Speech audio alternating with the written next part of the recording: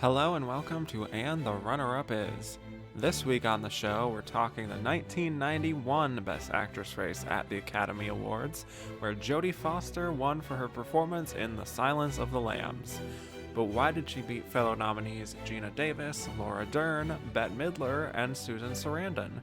We'll explore all this and more today on And the Runner-Up Is.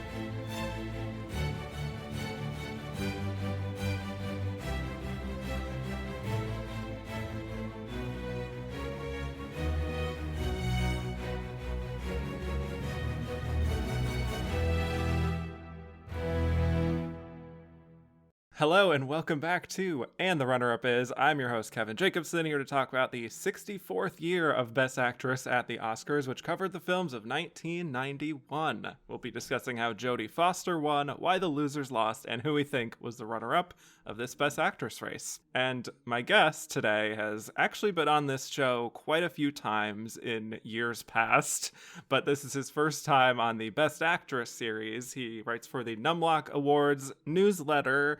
Welcome to the show, Michael Domanico. Hello, thank you for having me back. I'm thrilled to talk about Jodie Foster and the crew. And the whole crew. Yes, it's a really, really fun lineup. I'm very excited to have you back on for this. So before we talk 1991, of course, let's just talk Best Actress as a category. As I always ask all my first-time guests here, my first question, what would you say is your favorite Best Actress win of all time? What a difficult question. And when you sent it to me, there are just so many that you can choose from. I ultimately landed on Katharine Hepburn for The Lion in Winter.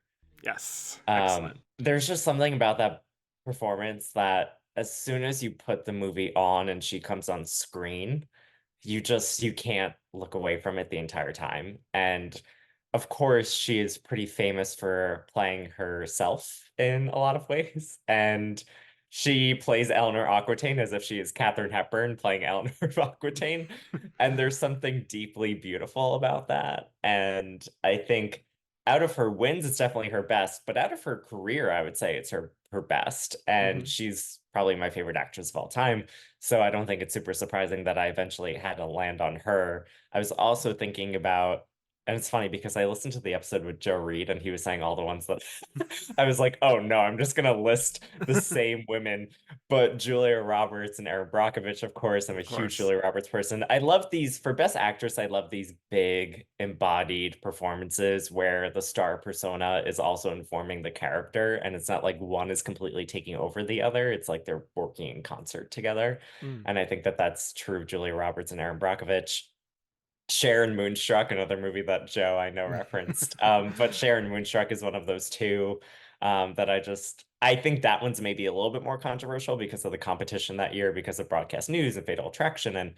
And, Cher does win for a romantic comedy. And, it's something that I think has divided some people, but I absolutely love that kind of big start turn. I mean, Frances McDormand in Fargo is also a great one. But yeah, I guess those are kind of the big ones. And then Liza Minnelli in Cabaret, where it was like, I feel like that's just such a standard. Like, it's so good. In some ways, when you get to play a big musical, you get to be bigger, of course, because you get to sing Cabaret and maybe this time in Mine. Like, you get to perform in a different way than maybe you typically do. But Liza Minnelli in Cabaret is another really close one for me. Yeah, that is, they all kind of feel like they're in concert with each other, the women you listed there. And I feel like I was just thinking while you were talking about that, how we don't really get that as much anymore in Best Actress, which is interesting. Like, maybe you could argue a little bit with Michelle Yeoh because of all the action working on that part of it. But, a lot of transformative stuff we like lately. Yeah. So, I would love a good leading lady star turn that is just, but then again, do we even have movie stars anymore? That's a whole other topic. Yeah. So, yeah. And listen, it's led to some bad ones too. Like Sandra Bullock in The Blind Side is probably playing on her persona and that she's a movie star, but she put on a wig this time. But it's not like a de-glam performance. It probably is a little bit more in line with Julia Roberts and Aaron Yeah, Brockovich, but it's definitely. just like in a much worse movie. Correct. So you gotta be careful what you wish for. This is very true. But yeah, big fan of all those wins. No arguments from me there. But my other question for you, we love our winners, but we also love the heartbreak of our losers sometimes. So, what would you say is your most heartbreaking loss in this category? I'm going to go with Whoopi Goldberg in The Color Purple. It's the one that most stands out to me as like, yes, she has an Oscar for Ghost, but it's great performance. I love her in Ghost. But the fact that she was in The Color Purple a mere 5 years earlier and gave that performance in her, screen debut, and it goes to Geraldine Page, who, like, yes, is capping off a great career. And I like The Trip to Bountiful. It is fine. It is a movie that no one has ever talked about and no one remembers and no one's ever seen. Not no one. I'm sure everyone who's listening to this podcast has There are seen it. dozens and dozens of us. Yeah. And like again, I like that movie. I think it is fine. I think she's Yeah. wonderful in it. It is not a movie that is like remembered in the cultural consciousness and the way that Whoopi Goldberg, I mean, that movie launched Whoopi Goldberg, who became Whoopi Goldberg, Right, right. And I think that the performance itself is just so incredible.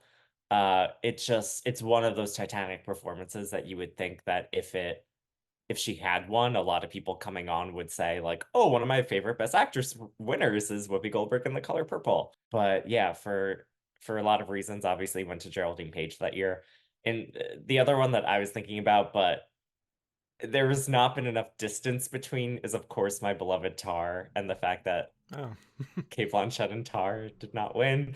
I'm sure people have a lot of thoughts on that. I've seen many of them. I disregard all of them that disagree with me. But I think if Kate Blanchett didn't have two Oscars already, maybe that's, Yeah. a huge part of why she didn't win. Although I just listed Katharine Hepburn and she was winning her third by the time she did The Lion in Winter, so things are just different now.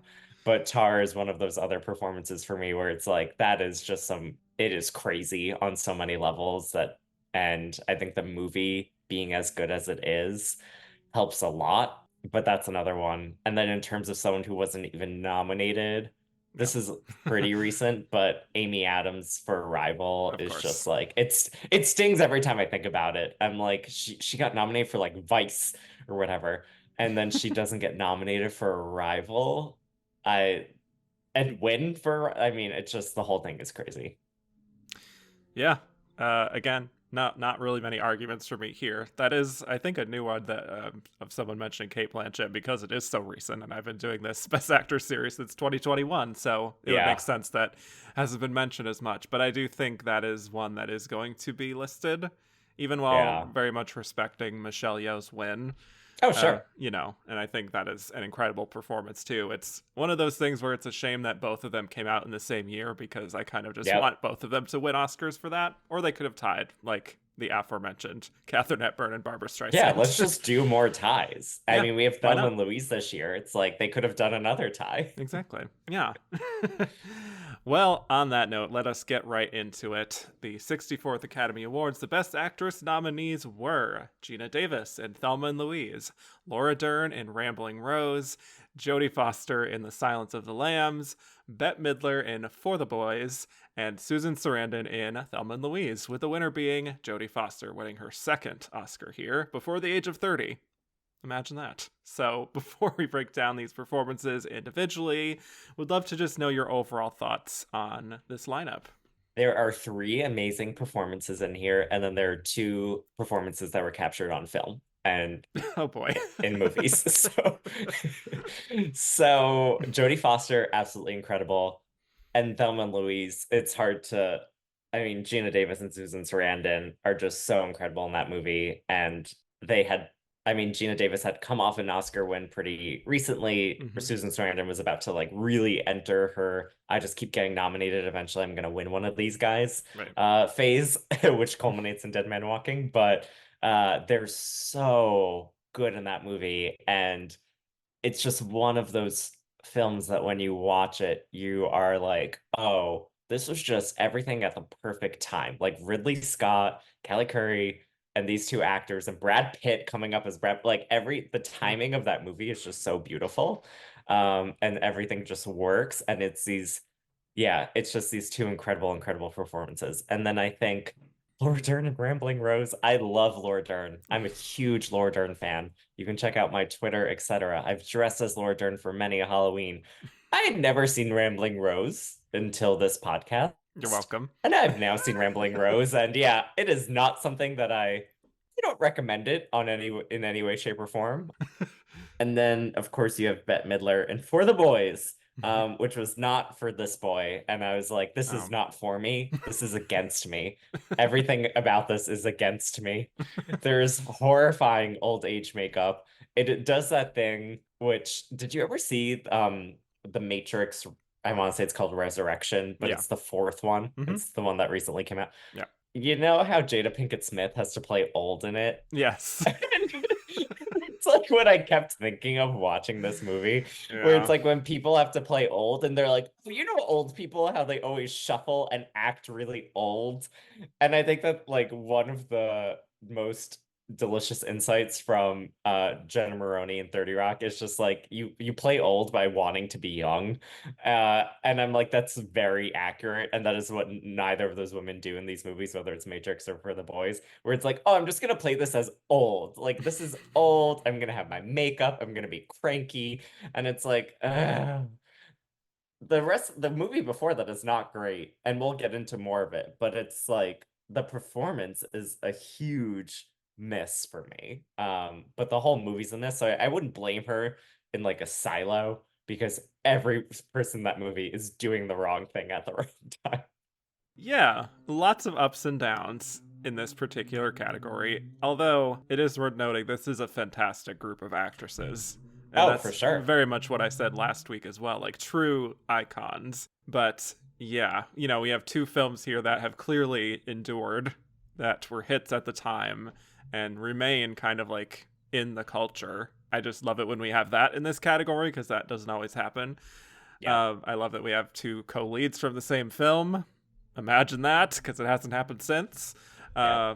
So that's rather unfortunate, but thrilled that they're both here and to have like another horror adjacent performance, I would say, in Silence of the Lambs, not only getting nominated but winning again right after Kathy Bates, I think is really exciting. Wish it could have kicked off more of a trend than it seemed to have, but yeah, the other two, Laura Dern, Bette Midler, icons, love them. Yeah, they definitely haven't had the longevity, these films, as the others here. I think it's a little bit rough going here, as you already kind of mentioned, but very intrigued to explore further into these. But yes, shall we start off with our first pair of nominees? Last time I get to say that. We're going to start off here with Geena Davis and Susan Sarandon in Thelma and Louise. Susan is back for her second nomination here, 10 years after Atlantic City. But first, we do have to introduce Geena Davis, who gets her first Best Actress nomination here, still her only Best Actress nomination. She was born in Massachusetts, and she started as a model before being cast as Tootsie. In Tootsie, not as Tootsie, excuse me. I was like, um, huh. I haven't watched that in a bit, but I feel like there was someone else in the title role. Yes, wrong word there. But yeah, that was her first on-screen role, which is not a bad film to start with. And she went on to star in a number of like sci-fi fantasy-ish films. Her breakout coming with The Fly with Jeff Goldblum. Her 1988 was pretty incredible. She was in Earth Girls Are Easy and Beetlejuice and The Accidental Tourist, where she played a very eccentric character. People are mixed on that performance, but she did win an Oscar for it. Also kind of an upset, I should mention. So anyway, she was kind of cast in a mode of not really being like the prestige or like super mainstream leading lady star, but her respect was certainly growing at this time.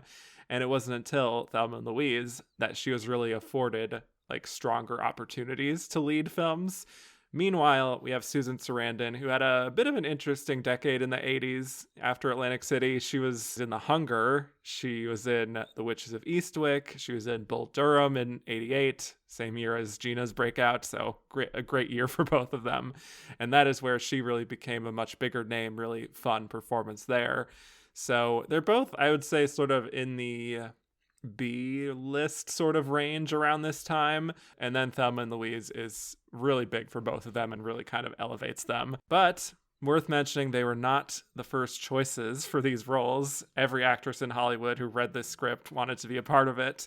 At first, I read that the writer, Callie Corey, envisioned it with Holly Hunter and Frances McDormand, which it makes a lot of sense, I would say, watching the film. They're former roommates, right? Or they Yes, were they are. maybe roommates at the time. They Yeah. did. Yeah. Yeah. But the sort of production stuff changed, and so then it was going to be Michelle Pfeiffer and Jodie Foster, who both really wanted to do it. But All of there's these pairings are great. Like, right. there's nothing wrong with anything I'm hearing. Exactly. Yeah, I would love to see versions of all of these. Yeah. And then that their schedules didn't really work out, and so obviously Jodie went on to do Silence of the Lambs right after this, so it worked out Yeah. pretty well Oops. for her. Michelle Pfeiffer went on to do Love Field. We'll talk about it next week. But then Meryl Streep and Goldie Hawn wanted to do it, but that didn't work out either. And ultimately, that is where they landed on Geena and Susan. I think the Meryl and Goldie's my least favorite pairing. I think that Yeah. that's the one I'm least interested in, which is funny because I've done a whole series on Meryl Streep, but I wouldn't want to see that. Yeah. Well, it didn't happen, so Yeah. there you go. So thank God I didn't have to. Thank God they weren't cast in these iconic roles. Yeah.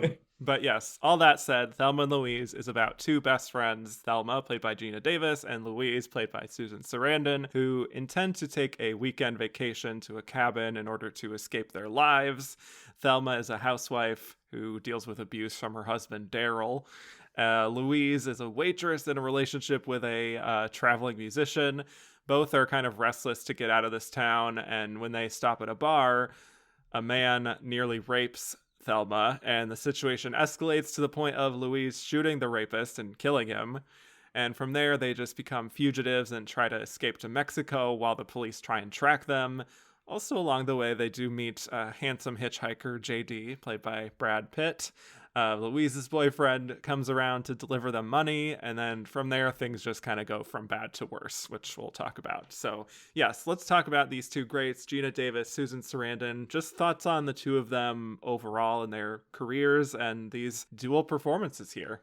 I'm a big fan of both of them. I think that Geena Davis, for me, I know that you said it's a little bit controversial that she went for the accidental tourist. I get that. It is very proto Manic Pixie Dream Girl kind of thing, where it's like, I'm quirky and I do funny, weird things. She's so great in it. Like, I think that she is wonderful in it. Yeah. And I think that she is at her best in Thelma and Louise. Like, I think that she is someone who kind of after this maybe had a couple of movies that didn't do so well, and then the career, I don't know if it ever fully recovered, but she is someone who is super talented, and I'm glad that she got to like flex what she could do in this movie.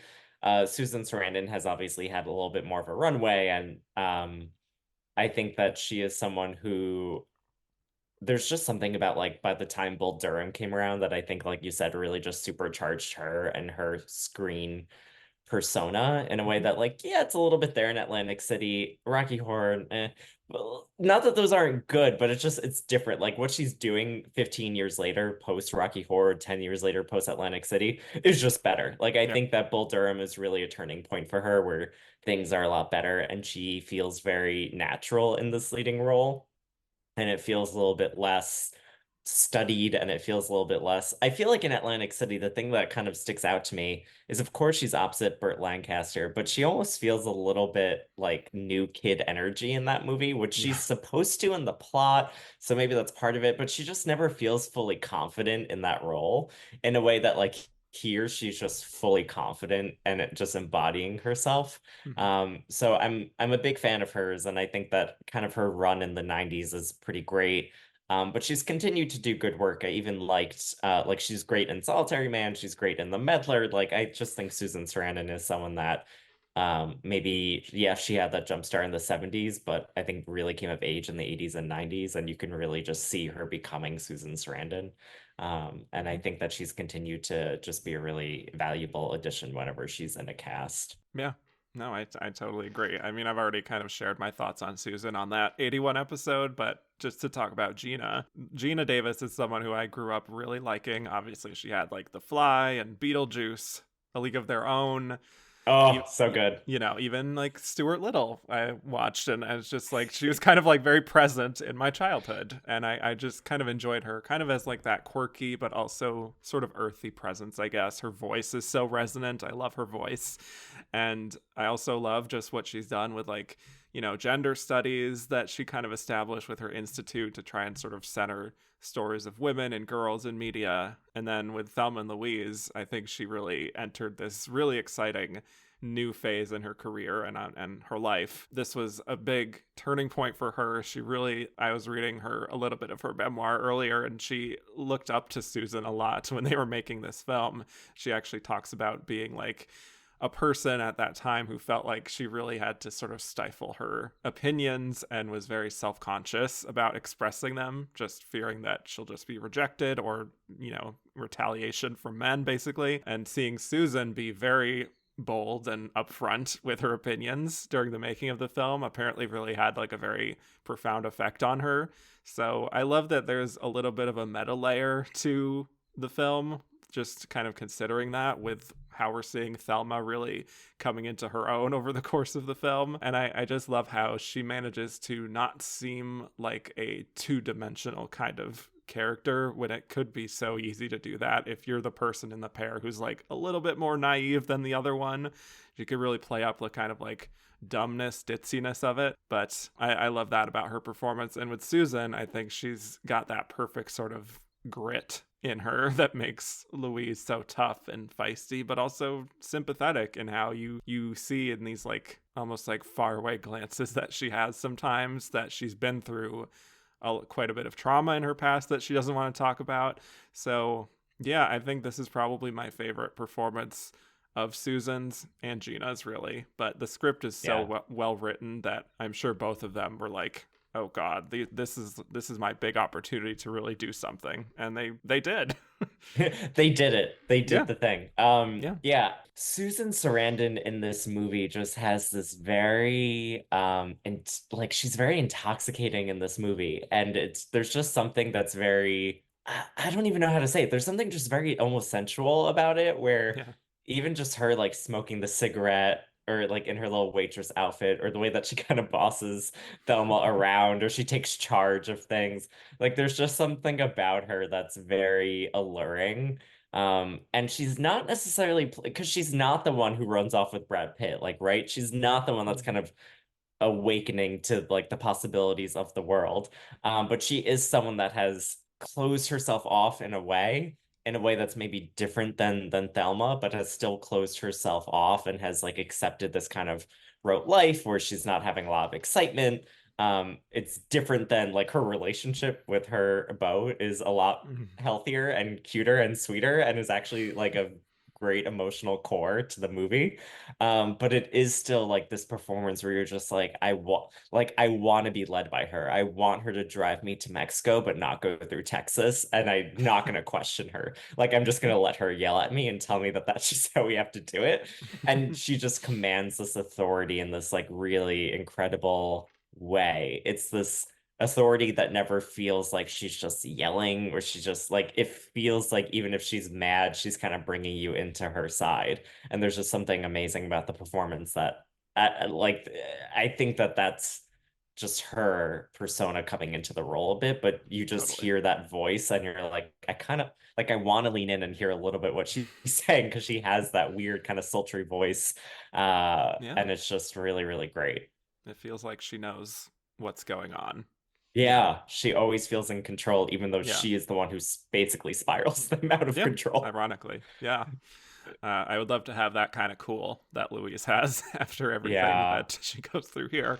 Yeah, and I think you can also see why they would be friends, even though their Hmm. personalities are kind of a little bit opposite, you could say. But they both, they like to have a good time, and they're looking for something more than what their life kind of is at the moment. And I think this Yeah. trip and then all this sort of stumbling their way through this series of events is what allows them that sense of freedom. And I think it's really cool and inspiring, honestly, like genuinely inspiring to see them sort of come into their own and find some meaning in each other and just being able to live on their own terms. That's why, even though the ending doesn't seem like it would be like inspiring on the surface, considering what's It's the happening, best. it really was a kind of inspirational moment for a lot of women and maybe even some men watching it in 1991 who, seeing these two badass women living their lives, making mistakes, but sort of being able to own their mistakes and not have to answer to anyone. I think that's why it's really endured, because they're allowed to exist as women who are flawed, and also they just have each other. And there's also something about the movie where it just centers on a friendship that is never once threatened by a man. If anything, it's Yeah. the opposite. It kind of is threatened by a man. They dispatch with the threat and then they have to deal with the consequences. But it's a female friendship that is not defined by some Right. kind of fight about like, oh, I liked him first, or like there's none of that. There's absolutely none of that. They're Yeah. just living two independent lives. They're friends the normal way that friends are. They're not sniping at each other about perceived slights from the past. Like, there's just Yeah. none of the tropiness that you often get. Even to choose like a kind of different road movie with two women, it's like Romeo and Michelle, right? It's like that's a Yeah. movie that's like I think clearly inspired by Thelma and Louise in a much more like what if we just made a straight up comedy about this and Yeah. but like that it's so much easier to make a movie where you're like, and they've known each other for a lot of time, and they have all these memories, and they talk about them, and sometimes they get upset because they get brought up. That like doesn't happen in Thelma and Louise. We actually don't really know how long they've known each other. They might be childhood besties. They might have been friends for the last 5 or 10 years. It's not super clear, but I think that's what's kind of beautiful about it is that they are like two adult women who have this friendship that has endured for X amount of time and they're living their independent lives, but they also have like a deep fondness and love for each other that is not bogged down by the like pettiness or the tropes that we often see. Yeah, I do think there were a lot of imitators perhaps after this, but I don't think they ever got it quite as right Oh as no. this movie does. And this is maybe more of a screenwriting thing, but afterwards, when they're in the sort of aftermath of Louise having killed Harlan, when Thelma has that kind of like sarcastic line about having such a fun vacation and whatnot, and Louise says something about like kind of blaming her for wanting to have fun, that they're in this situation in the first place, and that look of hurt in Thelma's eyes. I mean, I love that that's there, because even though that is like a little bit of conflict between them, it's kind of like people do say the wrong thing, even Mhm. if they fully don't believe it, or they say that stuff kind of thing in the heat of the moment, kind of like blaming Thelma for getting into this situation. And that ultimately does, I think, characterize Louise too as kind of impulsive. Even though she seems to know what Yep. she's doing, she does a lot of very impulsive things in this movie. And so Yeah. I just love those little details that don't need to be there and are handled the correct way, as opposed to kind of what we were talking about of how, not to like be too gender about it, but like how a male screenwriter might characterize conflicts between these two women. Yeah, I agree. I think that the easiest way to have a conflict between the two of them would have been like they both see Brad Pitt in 1991 and they're both like really Right. into him. Right. Which I think a lesser movie would have instantly jumped on, even if it was like Correct. post-casting Brad Pitt and his at his absolutely most beautiful. Yeah. And instead it's like, no, like Susan's doing her own thing, Gina's doing or Thelma's doing her own thing, Louise is doing her own thing. Yeah. It becomes an issue only because Thelma accidentally gets robbed by him, and then also he flips on them and he tells the authorities like where they are and what they're doing, blah blah blah blah Right. blah. So that becomes the issue, not the like most surface level way that I think a male screenwriter could have approached it. I also think that the relationship between them, of course, at the end they're holding hands, they share a final kiss. It's something that has undertones of whether this is more than a friendship, but I think the movie also really it doesn't hit you over the head with it of like we're making like these we're gonna have them be really intimate with each other and we're gonna Yeah. have it really explicit and obvious. It's like no, I think you can read it a couple different ways. I think the way I read it is just like they're very close friends and they have this deep love for each other and they're about to die. But I Right. think you could read it in a different way, but they don't feel the need to like do anything that's a little stunty with these two women, which I Right. think is great. They don't put too fine a point on it. Yeah. Yeah. Definitely. And I also think there are a lot of moments where some of the dialogue that they're asked to work with could get cheesy or come across as false. Like some of their conversations in the car, like when Louise is kind of like telling Thelma about her plan to drive to Mexico, being like, "Are you in this with me?" and just like being very serious in her tone. I'm just thinking of how like even a different actress in that part could really overplay things like that, or could go the other way with it and not emphasize the sort of gravity of the situation enough and really believe it. But Susan, I think especially, it just gives such a natural sense of toughness, and you just believe her. They are both just living as these people now. It does not feel at any point in the film like they're just sort of acting tough in that sense. Yeah.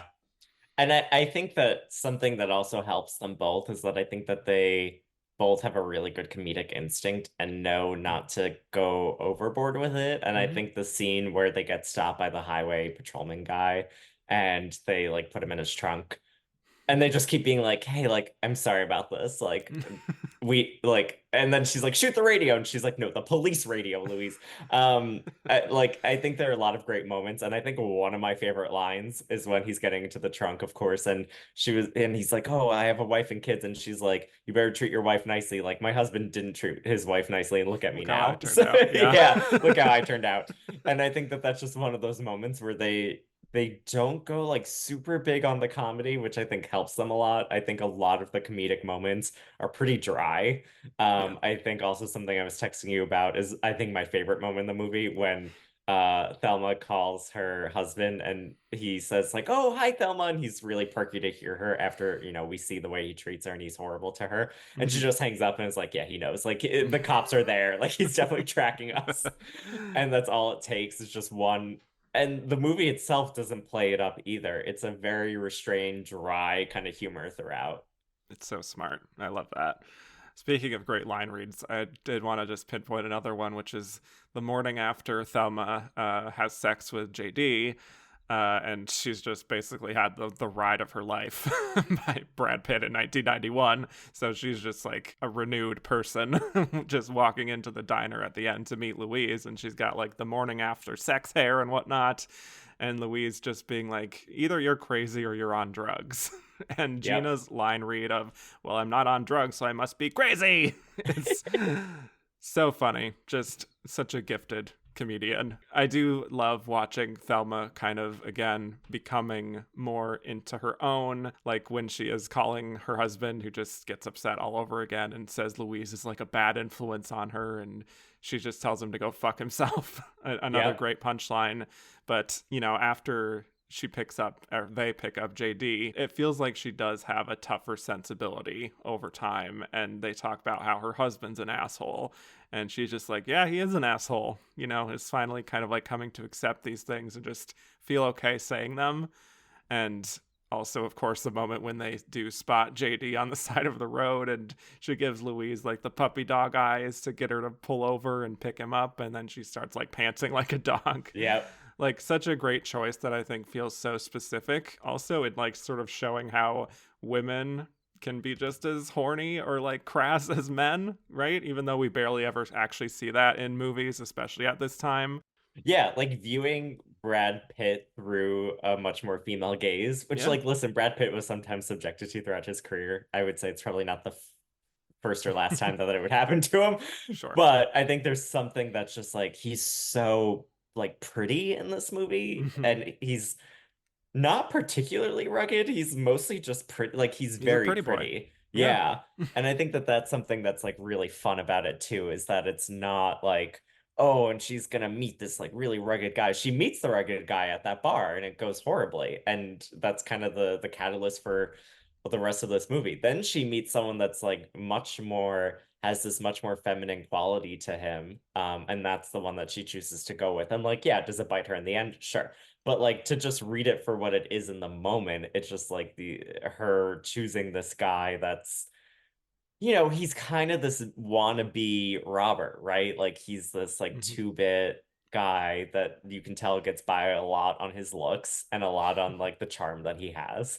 And she's taken in by that because she's someone who has the only other experiences we've seen her have with men are the opposite, right? Like they are domineering, they're cruel.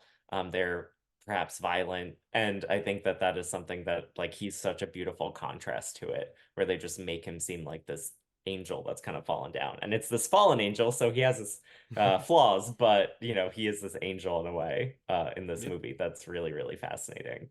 Yeah, absolutely. And I think also the sequence where they are in those separate motel rooms isn't quite as electric, I think, as when the two of them are just together, Thelma and Louise. When they are separate, I'm a little bit like losing some interest.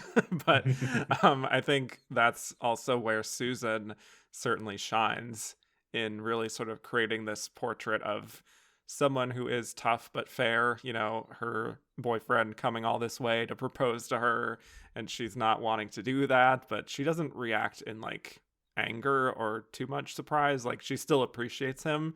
And they have this really small scene that I took note of on this watch where they're talking about when they first met and him saying that he loved her eyes and then like her challenging him to say like what color her eyes were, which I think she just imbues with so much history and it feels so in character for what how Louise would act like even in her younger days, to be a little bit like snappy but still Yeah, kind of playful. Louise is very direct. Yeah. Yeah. She is not one to mince words. She is very straightforward. And we, Yeah. like you said, she is impulsive as well. Like she says what Hmm. she means and she means what she says kind of thing. Yeah, and I think all the stuff after the other shoe drops when JD has Mhm. absconded with all the money that they were going to use. That's really quite a stomach dropping moment, I would say. One of those moments where you really feel the pain of what Louise is feeling. But yeah, after that point, of course, they're really in desperation mode. And I think for as mad as Louise may be at Thelma, she knows that they have to just ride this out together. And you know, at this point, Thelma doesn't really have too much choice but to sort of just go along for the ride here. And from there, I think Thelma really is in that mode of like, I don't really have anything left to lose. Her robbing the convenience store, I think, is so fun. And that kind of like plucky tone of her voice as she's doing that is so funny. And again, it's so in keeping with Thelma being not exactly the brightest of the two of them because like she barely even disguises herself when she's in there. But you know, you can see her wanting to sort of make that up to Louise as fast as possible, and that's the first thing she can think to do. Well, that's also what I love about this movie so much is that I think a lot of times in movies, you see the two central characters get drawn apart by conflict, and you're like, okay, I know they're going to come back together. So, like, are we wasting time? And sometimes you are, and sometimes you aren't. It depends on how skilled the filmmaker is. But I think that in this case, I love that they just keep funneling them together and being like, well, this one messed up here and this one messed up there. Like, the ledger's a little bit equal, and who's messing up where. Like Louise is the one who gets us into all this trouble at the start. Thelma makes a couple really bad decisions. Louise also makes a couple of stupid decisions along the way. Yeah. And like they're never just flat out blaming each other and saying like, "Oh, I'm gonna go my separate way and I'm gonna do this thing." Yeah.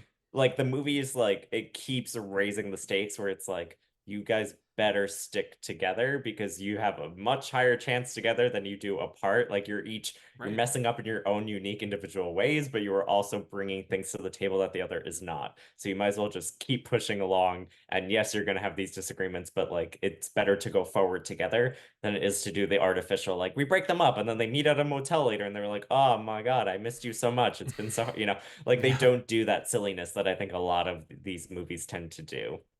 Right.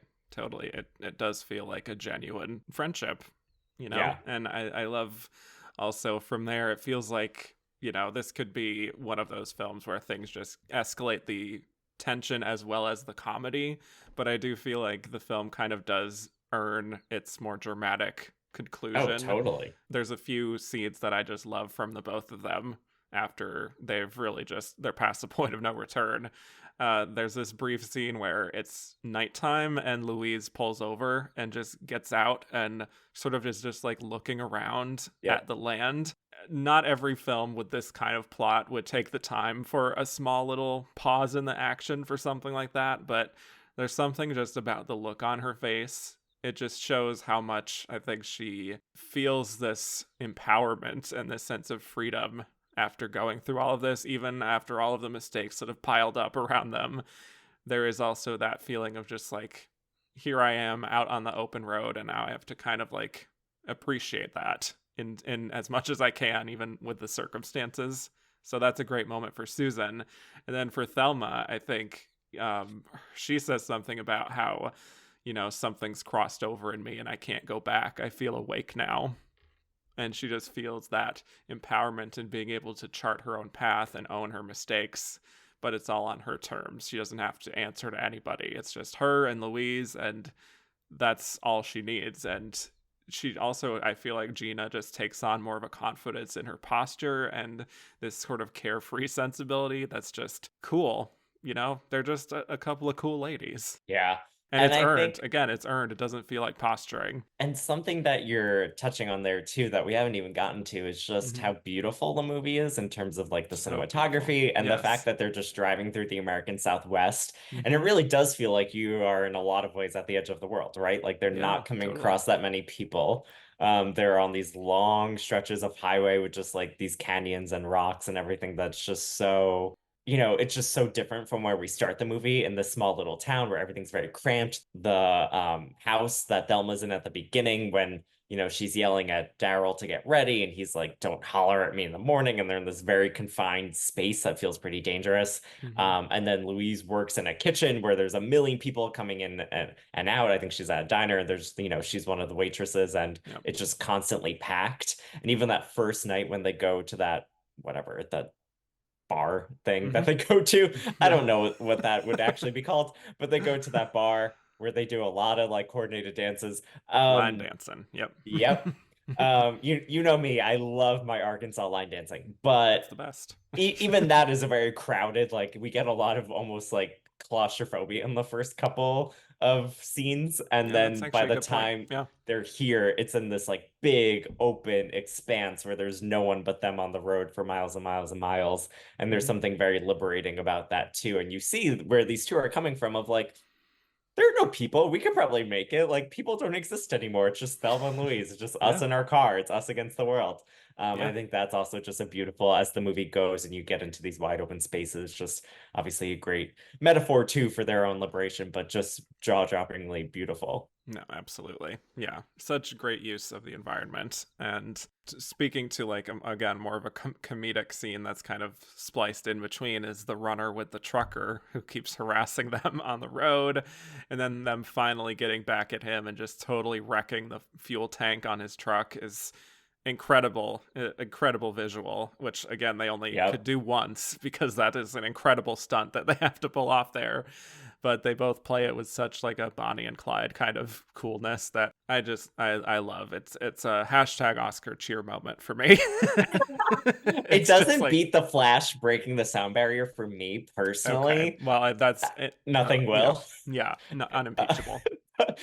but I also my favorite part of that scene is when after they blow up the oil tanker thing is when they are just kind of circling around him. I Yes, absolutely love yes, that because it's just like the cat playing with its prey, right? Like the cat playing with yeah, mouse. It's there's something about that that's really fun. It's not just like, oh, big explosion, cut to the next scene. right, It's like right. they let the two women have more fun with it. And I think it Mm-hmm. becomes much more playful, and it's a thing where the 80s had a lot of action movies where something explodes and the men run away and whatever, and this is a much more playful kind of take on it where it's like, yeah, the thing exploded and we're still going to mess with this guy, like we're not done yet. And I think that that's something that's really fun and empowering about that moment.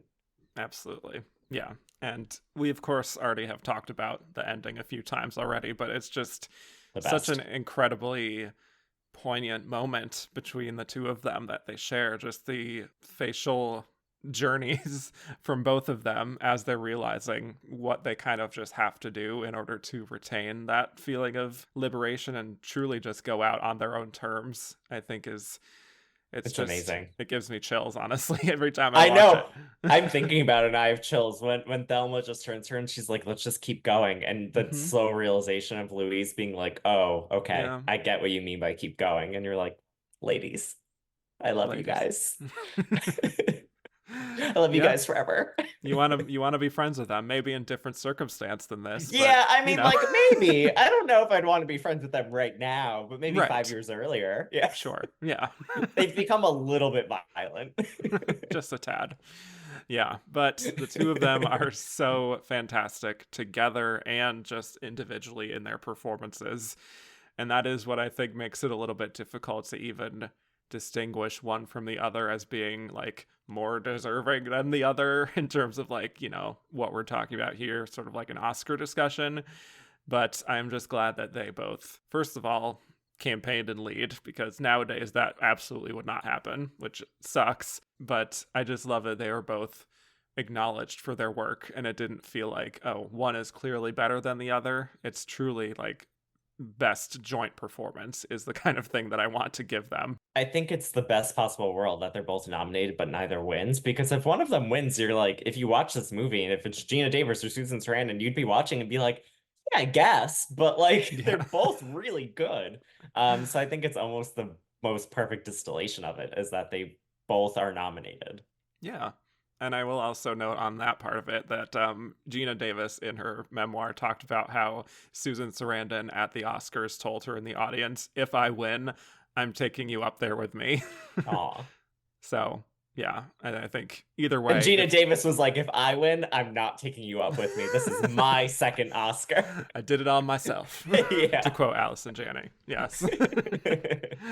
No, Gina was like, oh, why didn't I think of that? Like, that's brilliant, like in that Yeah. moment. So, yeah, really, really great. Would love to see more co-leads nominated in Best Actress. How about Of that course. challenge? Why not triple leads at that point? I'm like, Oh, just give me good Thelma and grief. Louise and throw in a different name and I'll watch that too. All right. Anything else on Thelma, Louise, Gina, Susan? I think we covered it. Okay. Well, let us move on to Laura Dern in Oh. Rambling Rose. All right. So, Laura Dern, obviously one of the ultimate Nepo babies, daughter of Bruce Dern and Diane Ladd. She grew up immersed in the business. She made her on screen debut actually in Alice Doesn't Live Here Anymore in a very, very brief role alongside her mother. But then she was in a lot of great films in the 80s, including Mask and Smooth Talk, Blue Velvet, which was her first collab with David Lynch. So, she's always had a special place in my heart for that as a big Lynch fan. Wild at Heart, also with Lynch, and also with Diane Ladd, I should mention too. But then Rambling Rose comes out a year after, once again acting alongside her mother. So Rambling Rose, it's based on a novel, which tracks. It takes place during the Great Depression, and I mean, come on. It takes place during the Great Depression and centers on this family called the Hilliers. Robert Duvall and Diane Ladd play Mr. and Mrs. Hillier, and they have a few kids, one of which is Buddy, played by Lucas Haas. And then they take in a young woman named Rose, played by Laura, who has fallen on hard times. She had been forced into prostitution. So the Hilliers hire her on as a kind of helper servant around the house. She develops a crush on Mr. Hillier and makes advances on him one day. Buddy sees this and also makes his own advances on her. And the film is largely about her trying to sort of survive as a young woman in this environment and how the family sort of is reacting to her presence in their lives. I guess that's sort of what it's about. Hard to really sum it up. Who Maybe we'll knows? come to some That sounds conclusions by the right. end here, but yeah. It's not But really yes, about anything at a certain point. It's just like scenes that are things stitched are happening together. to these specific characters. Yes. Yeah. A lot to unpack with this one, but tell me your overall thoughts on Laura Dern, obviously one of the more beloved working today, but just your relationship with her and this performance here in Rambling Rose. Yeah, so Laura Dern's always been one of my favorites. I grew up like a Jurassic Park kid, love Mm-hmm. Ellie Sattler. Like I've just always loved her. And then as I got older, like you said, then finding movies like Blue Velvet, Mm-hmm. and her David Lynch collaborations, and even when she was in Twin Peaks, like the revival recently, like loving all of Yes. that, of course. And just yeah, like I'm a huge Laura Dern fan. I think that she is someone who is just one of my favorites working today because she just really goes all out in so many performances. I think in this one, it's almost to her detriment the way that Rose, like Rambling Rose. Right, because But that could go either way, you know, yeah, going all out.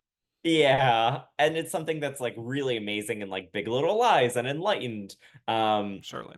but she definitely has restraint too. Like I think Blue Velvet's a very restrained, beautiful performance. Like that scene of them in the car, her and Kyle MacLachlan in the car, Hmm. just kind of like trying to flirt with each other, but not really knowing how to flirt with each other. Um, she's so talented. And at this point in her career, she's kind of come out of the she was never like in the Brat Pack or anything, but she's come out of the slightly more like really young roles that she's doing, like playing a teenager, and now she's playing like a young woman with a troubled past. And you can kind of see why maybe at that point in her career she's drawn to it. Although she had just done Wild at Heart, so you're like, no, there's other stuff you could be doing. But I Yeah. get David Lynch isn't making a movie every year, so you got to fill the in-between parts. Right. Um, but yeah, Rambling Rose, it's a tough one, but I'll stop there and let you give your Okay. Laura Dern take. Fair enough. Yeah, definitely a favorite of mine as well, especially in this modern era of hers.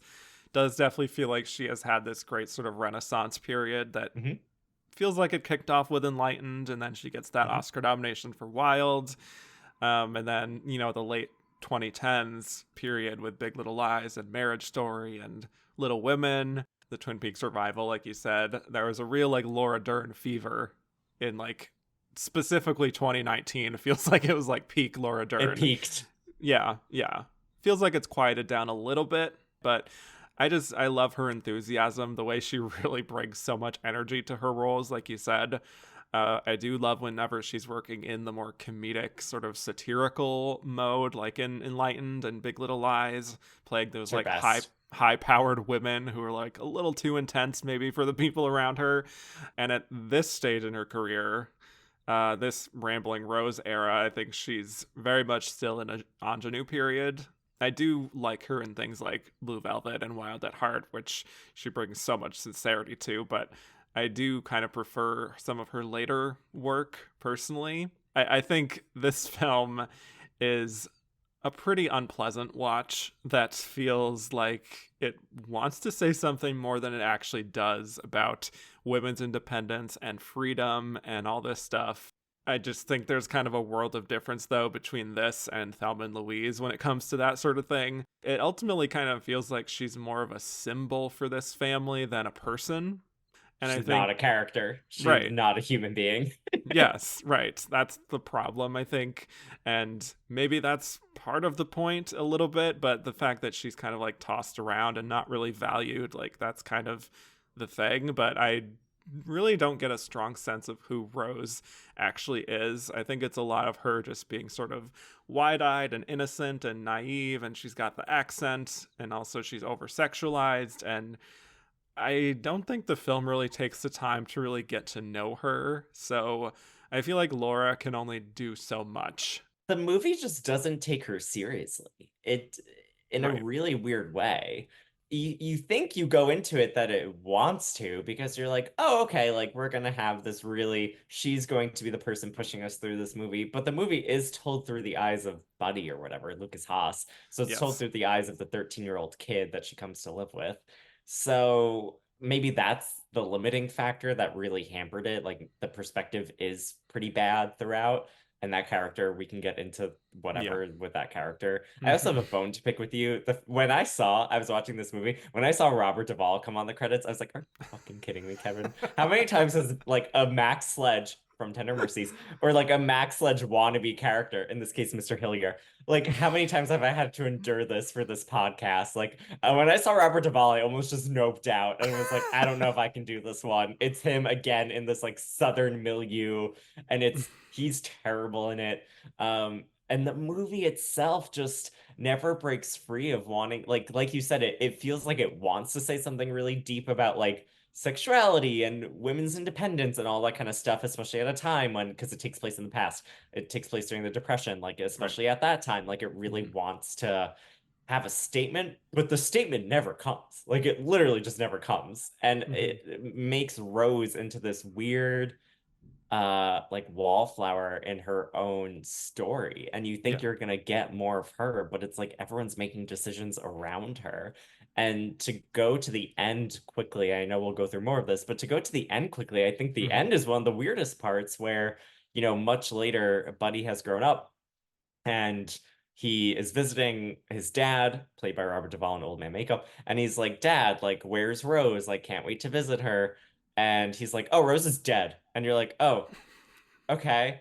And you're also kind of revealed at that time because at the end of the movies when she gets married, it's like she finally got happiness with her fourth husband, and you're like, oh, okay, I'll see Rose later on in life, and maybe that'll give me some insight into this character. And it's like, no, she's just dead.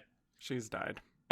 And you're like, okay. So like you built up to her getting married to this guy. Then in Hmm. voiceover, you tell me it took her 4 marriages to find the one. Then you go to see her and she's just dead. Like this movie almost wants nothing to do with her, and it's very odd. Very, very odd. Quick note just for people who aren't longtime listeners, I had Michael on for the Tender Mercies episode of the Best Picture Runner Up series. And I will say, before I even asked you to do this, I hadn't seen Rambling Rose before, had no idea Robert Duvall was in this. When I did spot that, I'm like, oh boy, this is a real throwback now. Back Yeah. talking about Bobby Duvall. And it's like Robert Duvall not doing The Godfather. It's like him doing Max Sledge. Like it's Yeah, him in that totally. that phase of his career where he's just like, I play Southern men who are super annoying. And I'm It like, was yep. his Max Sledge era. We all have eras, so there you go. His Eras tour is just him as Max Sledge. Never forget. Yes. Also, I think for Laura, it is a bit of a rocky start. Watching her kind of just, I'm figuring out what her take is going to be like on this kind of character in the beginning, and then just seeing her kind of affect this lower class podunk sort of tone and the exaggerated gestures. I think it took a lot of getting used to. I'll just be very diplomatic when I say that.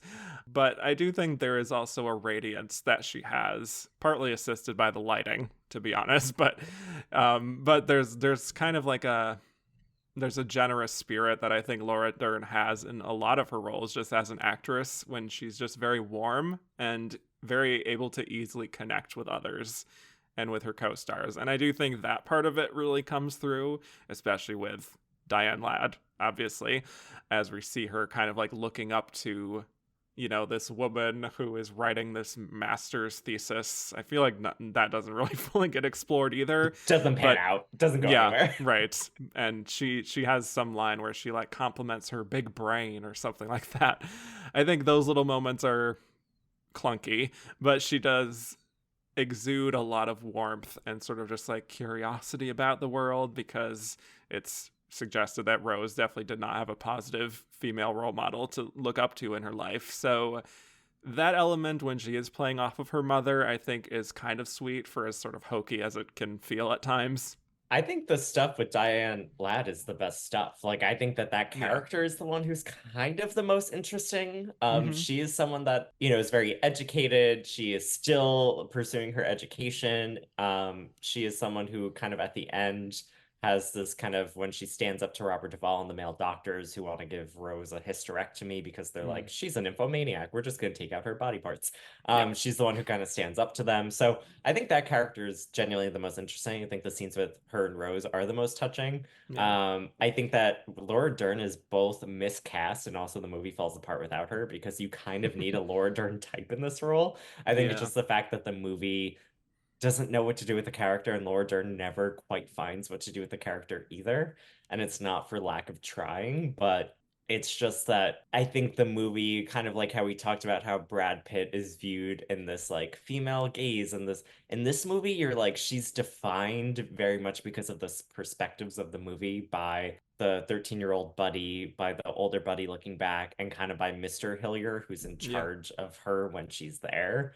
And it Totally. is directed by a woman, I will say. It's not like, Hmm. but more on the like textual level. This character has to be defined by those men who are making a Hmm. lot of like their perceptions of her known and their take on her known, and she has to play into that.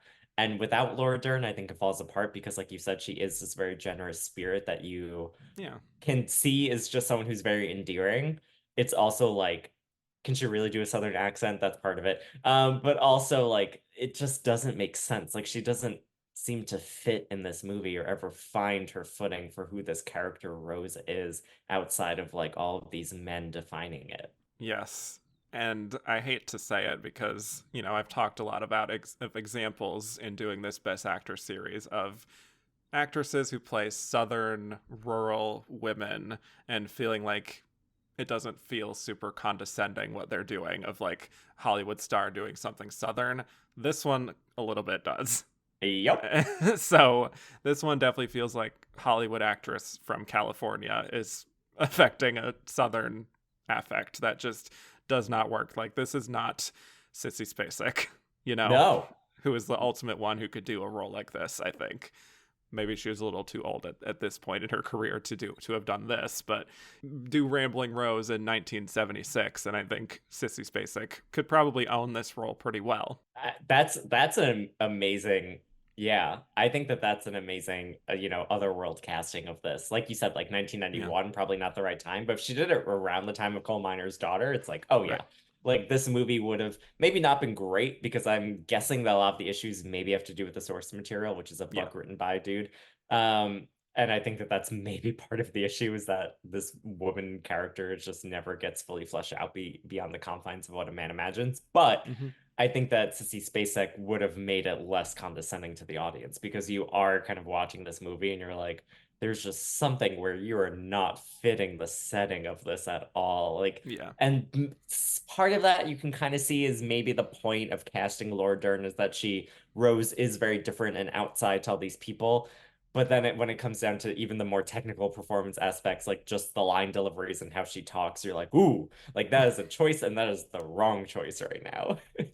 Yeah. And I think an example of that, like we see in the first like 15 minutes or so, like a few scenes, I guess, of her being very nervous in Mr. Hillier's presence. And she seems to really like him and decides to sort of act on those feelings by getting in on his lap at one point and kissing him, and they sort of make out and he's like grabbing her breast and everything, but then he kind of gets mad at her and tells her to put her tit away or like replace her tit. I Yeah. had to write down that line because it's Yep. very specific.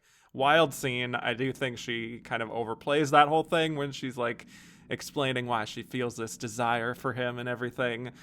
I don't I know, liked your something about your brief Southern drawl just there. I feel I'm like I'm just trying to get into character of what she's trying to yeah. do. Something about the frequency she's playing in there just it makes it hard to take it super seriously. And I want to try to take this material seriously because it's dealing in pretty serious topics, but it just feels kind of almost campy at times, Yeah. unfortunately. Yeah. No, it is definitely campy. And I think that even the scene when right before she comes on to Robert Duvall, I think he touches her butt or something, or he gives her a smack, or and she just like runs out of the kitchen or the dining room or whatever in this incredibly dramatic, weird way.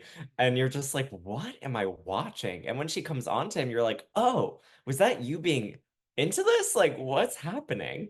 Yeah. Hard I to felt the say. Robert Duvall, her attraction to him came out of nowhere. Yeah. But okay. I was like, oh, when that happened, I was like, oh, that scene that I was supposed to interpret in the dining room was you being embarrassed because you're into this? That is Yeah. not the vibe I was getting from the choices you made. Yeah, I would agree with that. But then things kind of go from bad to worse, as we know, because the scene pretty much right after that is So bad. Buddy, who is 13 years old. He's watching this whole thing play out with Rose and his father, and now I guess he wants in on the action or something. So he visits her in bed and fondles her, and she is kind of protesting a few times, but ultimately she just gives in after a while, and then he starts touching her in other areas too, and she seems like she's into it, but that she instantly feels like she regrets it. There's just a lot to unpack there, and it's a very wild series of events to navigate, I think, for Laura as an actress, because she's sort of like the big sister to Buddy at times, but he seems kind of wiser than his age, and it seems like, is this kind of just an innocent schoolboy curiosity at first, but then it just gets so out of hand and she's all kind of mixed up emotionally. Just curious what you make of like how she plays in that confusion of events there. It is very weird what their relationship is because it is both, like you said, a little bit maternal, a little bit sisterly, and then it's also kind of sexual and romantic. Yeah. And if all of those things sound messed up, it's because this movie is, and it doesn't do a great job of exploring any of those things. Like, she's never fully maternal or sisterly. She's kind of there. She's never fully sexual or romantically interested in him, although sexual and romantic things happen. It's like all of these things are just in their relationship in a really weird mix, which of course, but in a really weird mix. And like none of them are explored enough. So it feels like from that moment on, she's interested in Buddy in a way that's like more than just that initial like caretaker and does have this weird sexual romantic undercurrent to it. But the whole thing is just, I mean, it's already odd for us to be watching, of course, watching Lucas Haas, who looks like a complete child. I mean, I think he's 15 at the time. I think he's playing 13. Like have this sex scene with Laura Dern, like is already very uncomfortable as the audience. But the film doesn't really do that much with that discomfort. It kind of just lets you be like, okay, now she's kind of into him as like more than a friend. And you're like, wait, what? Like, where are we making these leaps? Like, how did Yeah. we get here? And even that whole scene leading up to it, like you said, she's kind of protesting what's happening, but then like also has an orgasm with him. And you're like, Hmm. okay, like, where does this leave me? And it's like, the movie doesn't really have a take on it either. It's just kind of like, yeah, so she's kind of into Buddy too. And you're like, okay, are you gonna It's do anything with that? And it's like, right. no, No, we're just gonna doesn't leave really. you with this. Yeah, I do think a little bit. I think it's the next scene where she's kind of begging him not to tell anyone what just happened Yeah. and that she's a disgusting girl.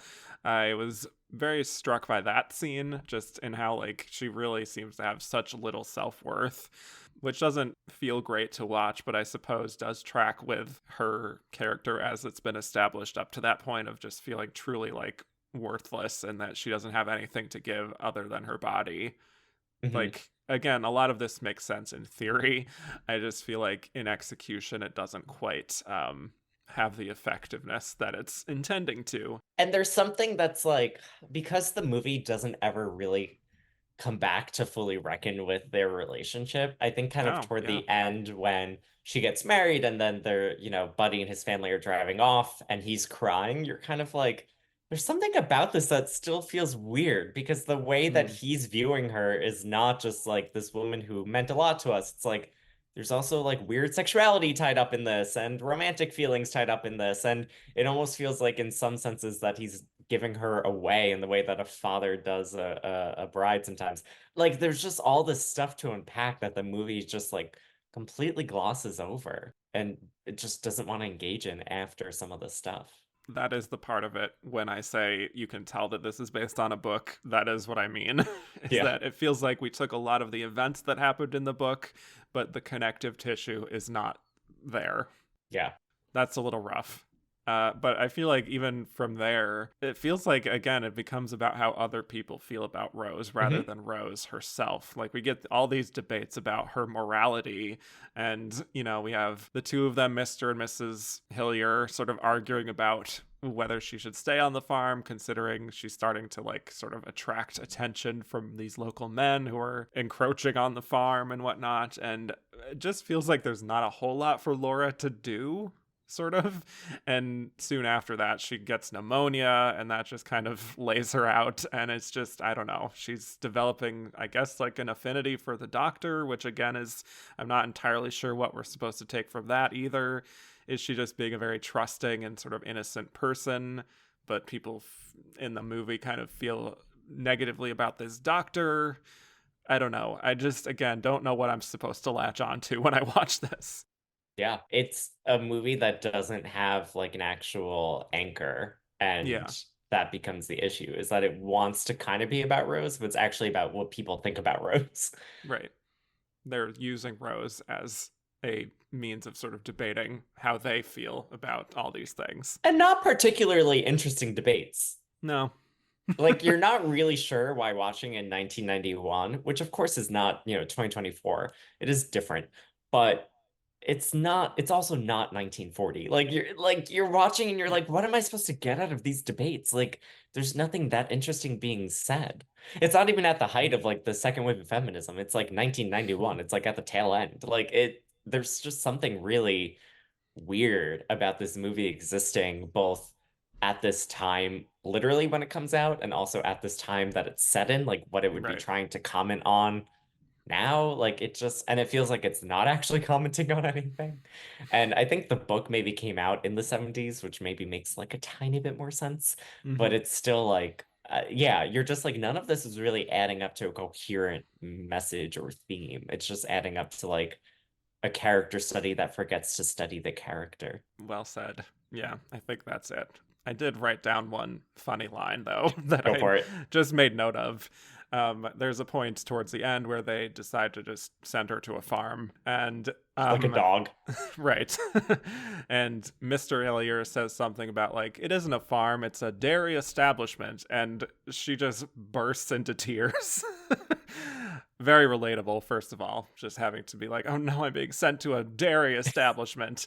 But yeah, just great comedic timing that I wanted to take note of for Laura. I just love a good ugly cry from Laura Dern. Yeah, she is the queen of ugly cries. So that was a nice little moment to end on. But again, I wish there was more. To quote Patricia Arquette in Boyhood, I thought there would be more. Oh my So God, I was on your Boyhood episode yeah, also. yeah.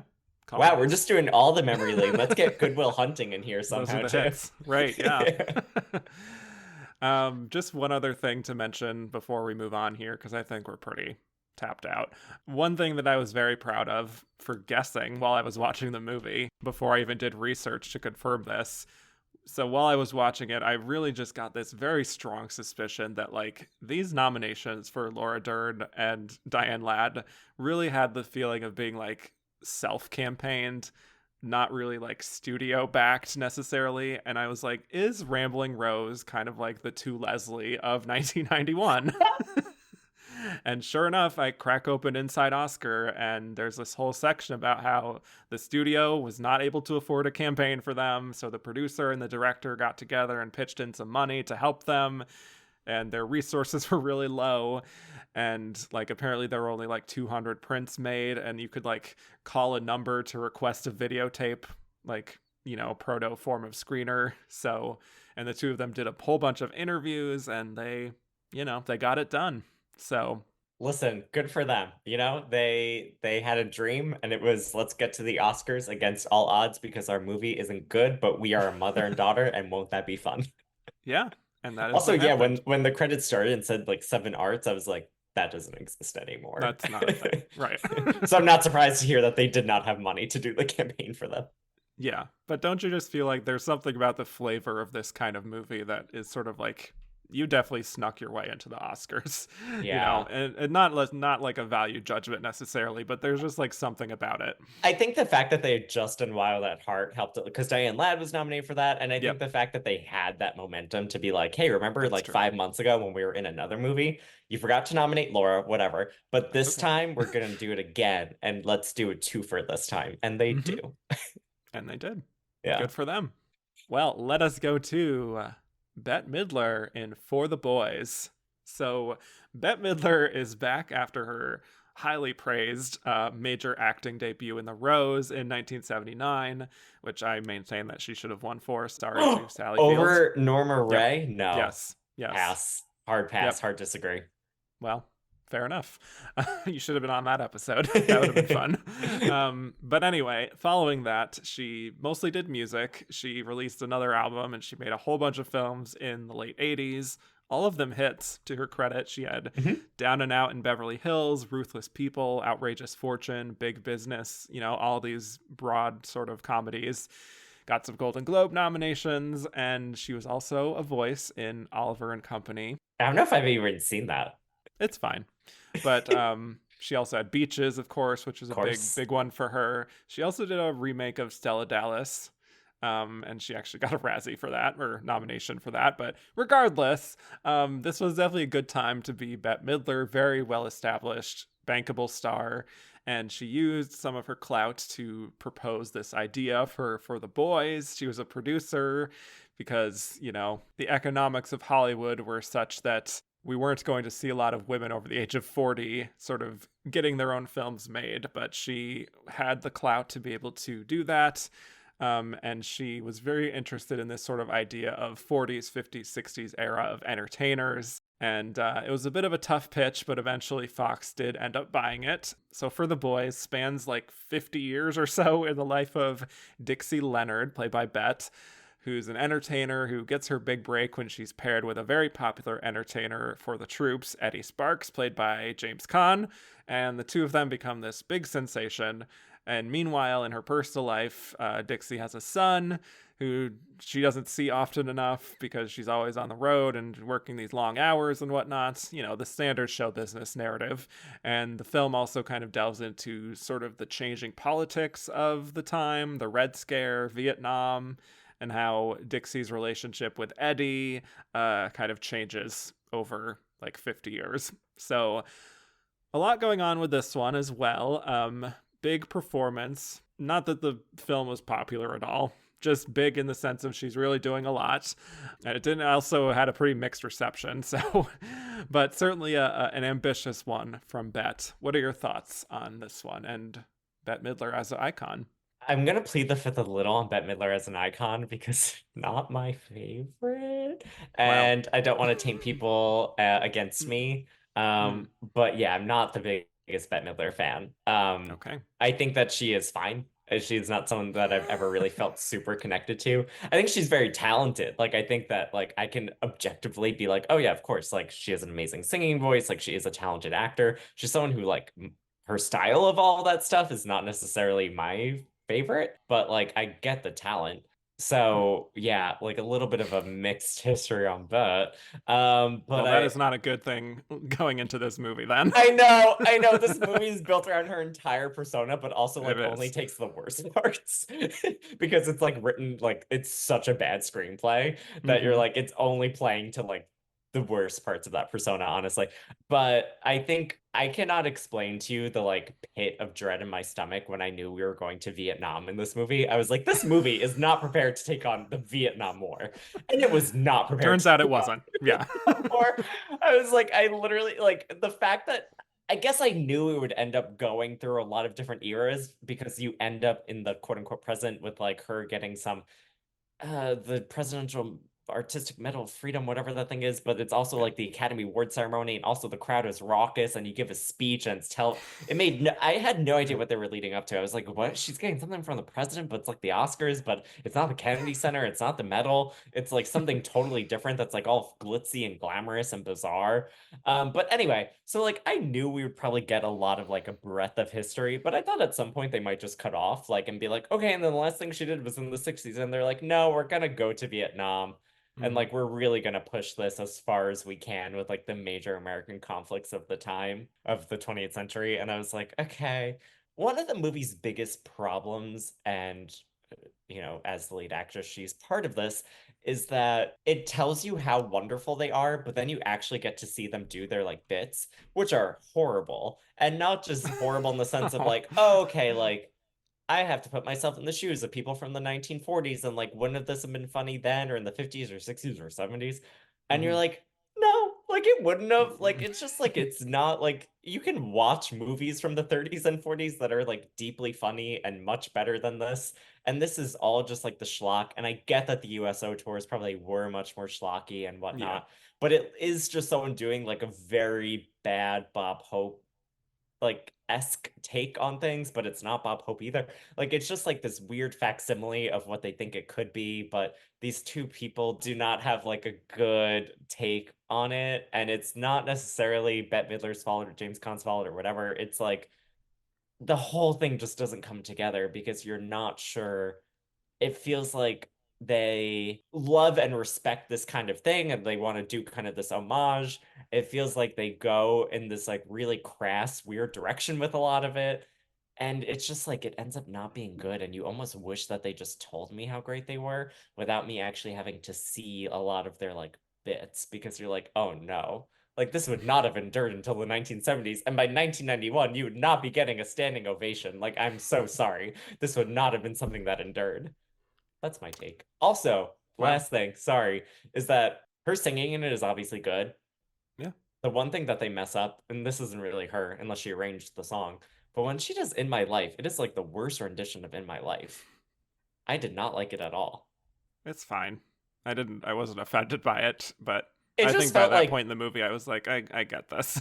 I don't know if I was necessarily offended by it, but just one of those things where you hear that song played a lot at Yeah. like weddings by cover bands, and you're like, this basically sounded like one of those, and like Hmm. you're too talented to like settle for this That's true. orchestration for in my life. Yeah. So, I'm just gonna start off by saying Bette is certainly giving it her all, and you could tell that she's really invested in this material, which I can appreciate, of course. But I also feel like this film is a great demonstration of how difficult it is for me, and just in general, to separate certain crafts from each other when it comes to filmmaking. Like, is a film not working for you because of the acting, or is it the foundation of the writing? Is it the direction? Was it just like totally hacked to bits in the editing room? I spent a lot of the film kind of wrestling with what it was that didn't feel right because it is a very, traditionally well mounted sort of production. We got these great Big budget. stars. Yeah, totally. It's sweeping epic. And yet I walk away feeling almost nothing. For as long as it is, it's almost 2.5 hours. I still, by the end, just didn't really feel invested in this story. I think it just tries to cover so much ground, and it has the feeling of like a stodgy biopic that tries to cover every major event of a person's life. But the problem is, like, this isn't even a biopic. We don't need to give it this epic size scale. And it's hard because I think Bette is giving a very committed performance here, at least on the surface level, but I really didn't feel much of an emotional connection to her. And I don't know if it's a writing issue or a performance issue or somewhere in between. I know one thing certainly doesn't help, and I'm surprised you didn't even mention it in that opening, is that just increasingly garish makeup It's job so that they do bad. on her. We actually start with her in the present. She's much older and like recounting her life story to this guy who's supposed to pick her up. And the makeup job there, when she's first introduced, is like laughably bad. It just looks like it's about to like crack off of her face at any minute. And the sort of jaded, raspy voice she's trying to use there just does not fit with Bette at all. So it's a really tough start. When we do flash back to the 40s, though, and it's just kind of regular Bette, she's doing her thing, doing her Bette Midler thing, I think that really fits her. Just, that's just kind of who she is to begin with. And I think some of the entertaining stuff, like when she is on the stage, maybe not the comedic bits, but when she is just singing and it's just like, this is The kind of singing like, is good, yeah. this is like a Bette Midler concert. That's the part that I enjoy, Yeah. is just like, okay, she's singing stuff like that there. Shout out to Kelly Clarkson from American Idol. Great stuff like that there. That's the ultimate for me, but this one is pretty good too. A lot of those performances, I'm like, I get it, just sort of individually. I get why she would be a star personally. The two of them together, though, I don't get it. They have no chemistry. And I think just to Yeah. pick up on what you were saying, I felt the same way where after I watched it, I was like, oh, I felt not a single emotion for 138 minutes. Like And the when film wants her, you to. yeah, like her son dies and her uncle is like outed as like a communist or a communist sympathizer. So then she has Yeah. this big dramatic scene where she's like, Eddie's so evil, blah, blah, blah, blah, blah. Her husband dies in World War II, I think. And then she like holds someone who dies in the Korean War. There's like a lot of death in this movie, Yeah. which makes sense. It's USO tour kind of thing, but there's a lot of Mhm. death in this movie, and you just feel like nothing. Like you're completely disconnected from this character because you're just not invested in anything that she's doing. And it's like you said, it's hard to pinpoint exactly why. I think a lot of it has to do with the writing. Like, I think the writing Yeah. is like the ultimate enemy here. That, like you said, it's like not a biopic, but it's structured as the world's most boring biopic when you're like, this wasn't a real woman. Like, you could have just chosen interesting moments. Like, you didn't need to do all of this. And like I said, like, I was not emotionally prepared for the terrible take on Vietnam that then confronted me in this movie. Yeah. I was like, oh no, what is happening here? But it's just there's something bizarre about it. And her and James Caan, everyone in the movie keeps telling you like, oh my God, they're the two best things since sliced bread. Like they are so the energy is electric with these two. And you watch it and it's so And you're like, oh, I feel not engaged by these two people at all. I can see them maybe separately being interesting, like you said, when Bette Midler singing her songs, Yeah. those are the best parts. Hmm. But then when she has to do like this rapport with James Caan that's just like basically dick jokes, you're like, you're telling me audiences went wild for this? Like, I'm seeing what it is. There is nothing good about this. Yeah. And of course, after that, he gets mad at her for like making too many dick jokes. Like that's an actual plot point, is that he's like Yeah. too many dick jokes bet, and you're like, what is happening? Why am I watching this? And of course, ultimately, he just seems very jealous of how much positive attention she's getting. I think all of that is just like, this is very predictable, like male ego threatened by female talent sort of thing. But to her credit, she doesn't like cower or go into the background. She's very open and being like, I want to be treated with respect. And that is like, of course, what he seems to respect in return. You know, again, I'm a lot of Dixie this. Leonard. I demand Yes. respect. Yes. Like basically Sure. the movie. Yeah, very much so. And I think again, like Bette as a screen persona fits that kind of mold very well, to her credit. I don't think this is like an actively bad performance necessarily. I do think she is very committed, and there are parts where the role really does seem to fit her like a glove, and it just seems like this is just kind of Bette fulfilling her fantasies in a way of being like that USO entertainer, like broad, almost not vaudevillian, but just like broad Yeah, pretty entertainer type, vaudevillian. you Yeah. know? Yeah. So again, I do like it just individually her. I just kind of wish it was about, maybe I do just wish it was about her and not having it be like her and him sort of thing. Yeah, I think if you had cut out this like tortured partnership, you would also cut out a lot of the scenes where like I think one of the worst scenes is that like I think it's a Christmas scene during 1950s, and that's when she finds out that her uncle was booted Yeah. as one of their writers or whatever, because of the like he has some alleged communist sympathies, and James Caan played a Hmm. role in that. And she just has this like big dramatic scene where she's like, come on, kid, let's go. And he like doesn't want, the kid wants to stay with Eddie. And Hmm. it's just like she's just like yelling at everyone, and you're like, what is happening in this movie? Like, again, Yeah. I don't feel any emotion watching this scene besides, like, I guess you go, girl, like, stand up for your communist uncle, but also, like, let's move on. Like, there's nothing really here. Yeah, she really turns that up to 11, I would say, pretty Yup. quickly. And I think the effectiveness of how hurt she is, because that is what we're supposed to feel like, is just not particularly felt. Nope. I did just want to also talk about the Korean War segment, because they're coming face to face with soldiers on the ground, and she like tries to tend to one of them, but then he dies and she's distraught. And then Eddie's there and he's comforting her, which then leads to her and Eddie having sex. And she even like makes a quip about that too, something about how like soldiers are getting killed and here I am getting laid. And it's just, I'm just like, she's obviously speaking to the irony of everything, and I get that part of it. I just don't really even believe she would say something like that, considering what happened to her husband who died in the war. And she's just kind of like making this sarcastic little, it's not like she's like being playful with it. It's just like, well, you know, all these people are out there getting killed, and here I am getting laid. She's trying to be like self-deprecating in a way.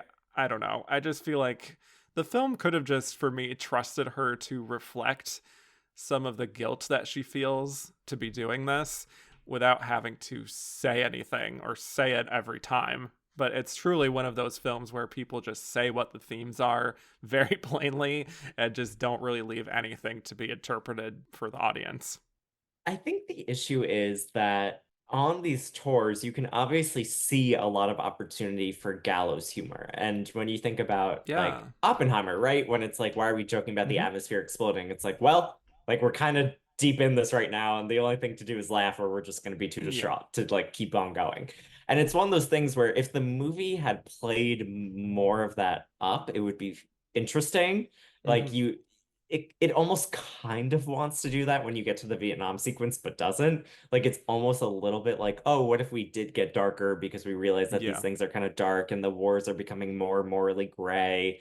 Hmm. But like it instead that's what you get. Like that's how it comes out, and you're like, oh, okay, this is not actually engaging with this theme. It's more just like because it's not reflected anywhere else. Like the movie kind of tips up to that line of like these people are in really dark places. These USO tours come and try and be funny, but what's funny to someone who just lost their friends? But like Exactly. it's like what's funny to them is them just like doing their shtick, and you're like, oh, okay. Like it's actually you're just doing the same shtick every time we see you, and you Hmm. want to go to this next level and get more interesting, but you are held back by this idea of like, let's just keep having fun, boys. And you're like, okay. Like even Yeah, by the time they get that's true. to Vietnam, I think not to bring Hmm. up this again, but I'm pretty sure all they do is be like, show us your tits. Like I think that's what they say to her, right? I think that's what Yeah. the soldiers say to her. Not to like bring up Rambling Rose and all of that, Yeah, yeah. but like it's just like okay, like I again like I kind of see that you want to go for like things are getting more and more desperate and dark, but like that's what you're giving me is like show us your tits. Like that's not it's not doing anything. Yeah, I would agree that it doesn't feel like it has a lot of forward momentum in many different ways of that phrase, in the Yeah. sense of like them as artists and also the film itself. It just does kind of feel like we're sort of doing the same thing again and again. I don't know. Like I've the Vietnam stuff is a little cringy, I have to say, because after So like bad. pretty much the second her performance of In My Life ends, there's just like a bomb sequence that goes off, and we have this like insane guitar solo on top of So that that's playing bad. throughout that, and she does have to watch her son die in front of her I in think there's slow some motion. slow-mo. Yeah, yeah, yeah. I was Yeah. like, it's definitely in slow motion at some points. It's And like bad. people have talked about that scene being very effective and poignant. I am glad that that works for some people, but when I watch No. that, I just it feels very dated to me. And It's I like unintentionally hilarious in a horrible way. And like you yeah. can see like film a lot of 90s films have like slow-mo, even like Thelma and Louise has it at one point, like when they're about to Yeah. drive off, and you're Mhm. like, okay, like maybe today's filmmaker wouldn't necessarily do the exact amount of slow-mo or employ it Mhm. in the same way because it does just have this way of looking very, like you said, dated and cheesy. Of course, in 1991, it's like, this is what we're doing, so it's not dated to them. Right. But like even a movie like I recently rewatched Gladiator, which I know is 2000, but there's like a couple of slow-mo scenes in there too, and you're like, man, people just, I mean, it's Ridley Scott again, but you're like, people just love slow motion sometimes in these scenes Mhm. where when you watch it back, you're like, okay, I can kind of accept it in Thelma and Louise. I don't think it takes anything away from the ending, really. Like, I think No. it would have been fine without it, but I don't think it takes anything away. In this Vietnam sequence, you're like, oh, this becomes like just hard to watch because it's Mhm. so silly. Yeah. And I don't want to be feeling those emotions while watching No, this, considering what is actually happening. of course. Yeah, I just feel like this is not the best way to review a movie, so keep that in mind before I say this. But I wish that it was about different things and took a different approach than what it actually does. Because, like, usually you're supposed to, like, engage with what the movie actually is. Yeah. Where I'm just, like, watching this and wanting it to be kind of, like, a little bit more like Marvelous Mrs. Maisel, for example. Something that takes a lighter touch, just and has a lot of fun with the 40s, 50s, 60s era, and is touching on those themes of what it's trying to do, but not in a way that feels very like leaden like this movie does. I just struggle with like the approach here on top of everything, and I think that does affect Bette's performance, which is what we're supposed to be talking about here. But The melodrama kills it. Like the yeah, melodrama I is the think that's part it. that doesn't work. And Yeah. it's a lot of the movie is the Yeah. melodrama. Like it's Right. 80% of the movie. Yeah. So that's unfortunate. But by the time we get to the end, she's finally agreeing to go to this event in the present day where she's reuniting with Eddie, and she's. I want to get your take actually on what exactly it is that she's mad about towards Eddie, because I think it's a little muddled just watching it towards the end of her kind of feeling upset that he encouraged her son to go to Vietnam, and she kind of feels guilty for that too. There's a sense of how she feels a lot of guilt, I think, for her part in being part of this system of entertaining the troops and being part of this spectacle, while the other side of it is them just being killed off by the thousands, which is again kind of interesting. I just wish it was more explored than it is, but something with the ending felt a little muddled when they are starting to argue, because I feel like it doesn't, as a film, earn that as much. Yeah, I agree. I think that their eventual kind of dissolution, Hmm. you like see it throughout in the sense that like these two people don't get along super well, but they like agree to go on to be performers. But then the fact that they have this like huge blowout Hmm. fight that ends their relationship for, 15 years or so. Like you said, it's like just kind of a mix of things, and you're not really clear as to why. Like a lot of it definitely has to do with the son. Some of it probably has to do with past resentments, but it's something that it's just kind of like it just needs to break them up. And kind of like I was saying with Thelma and Louise, I Yeah. think the beauty of that movie is it doesn't feel the need to do the silly like, and then they have to break up so we can bring them together so that the audience can feel that narrative closure. It's like, yeah, I guess they break up because the kid, but like the kid's father was also in World War II, so it's not like James Caan's the only male influence in his life that like he sees around troops. Like his dad was like a war hero. Like there's Hmm. parts of that in there too. And she was a USO performer, but Right. like she's just gonna take it on Eddie. And like, yeah, people do things in their grief and whatever, and that makes sense. But it Hmm. just feels like the movie again just wants to do it so that it can have the ending it wants. Like it feels like it knew what the ending was more and then like built around the ending of Reverse like, oh, engineer it. Yeah. yeah, we have to have these two reunite, and in order to reunite, you have to not be united at some point. Yeah. So I do think there is one line that, even in spite of the heavy, heavy makeup that is caked on her face in that final Is it the scene. Balenciaga line? No, I was Oh, gonna okay. say when she when she says that she wants her son back and she like spits. I think that's just a very powerful, like classic Bette Midler, like forceful moment that I enjoy whenever she has that, because I feel mostly sedate when I watch the film for the Yeah. first 2 hours and 15 minutes leading up to that point. So those more like impactful moments, I'm like, oh, okay. Yeah, I was just thinking of the scene when she's again caked out in all get Yeah, up yeah, with yeah. the old makeup, and she wears the ugliest dress alive, and the Mhm. guy's like, "Oh, you're coming to the thing," and she's like, "It's Balenciaga, like I can't waste this," and you're like, "I think you could. You look terrible." Yeah, weird fit. Yeah. So yeah, I wish I had more positive things to say on this, because again, you can really tell that she really is invested in this and really wants to make this happen, and in theory this is something I could be interested in. I just feel like something about the direction just did not work at all, Yep. and the foundation. So let's get to it. Jodie Foster in The Silence of the Lambs. Alrighty, so Jodie is winning her second Oscar here, just 3 years after her first. And again, she won that second Oscar before she even turned 30, which is remarkable. But The Accused really kind of established her as like the child actor made good.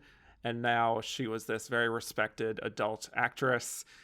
She made one other film between this and that and Silence of the Lambs, a movie called Catch Fire, which got very bad reviews. So people don't like to talk about that. But The Silence of the Lambs is based on a book that Jodie read a few years prior, and she was so invested in it that she tried to purchase the rights to a film adaptation. And eventually, Jonathan Demme got involved, and he didn't want to cast Jodie at first. He had just worked with Michelle Pfeiffer and wanted to cast her, but Michelle was very turned off by some of the dark material here.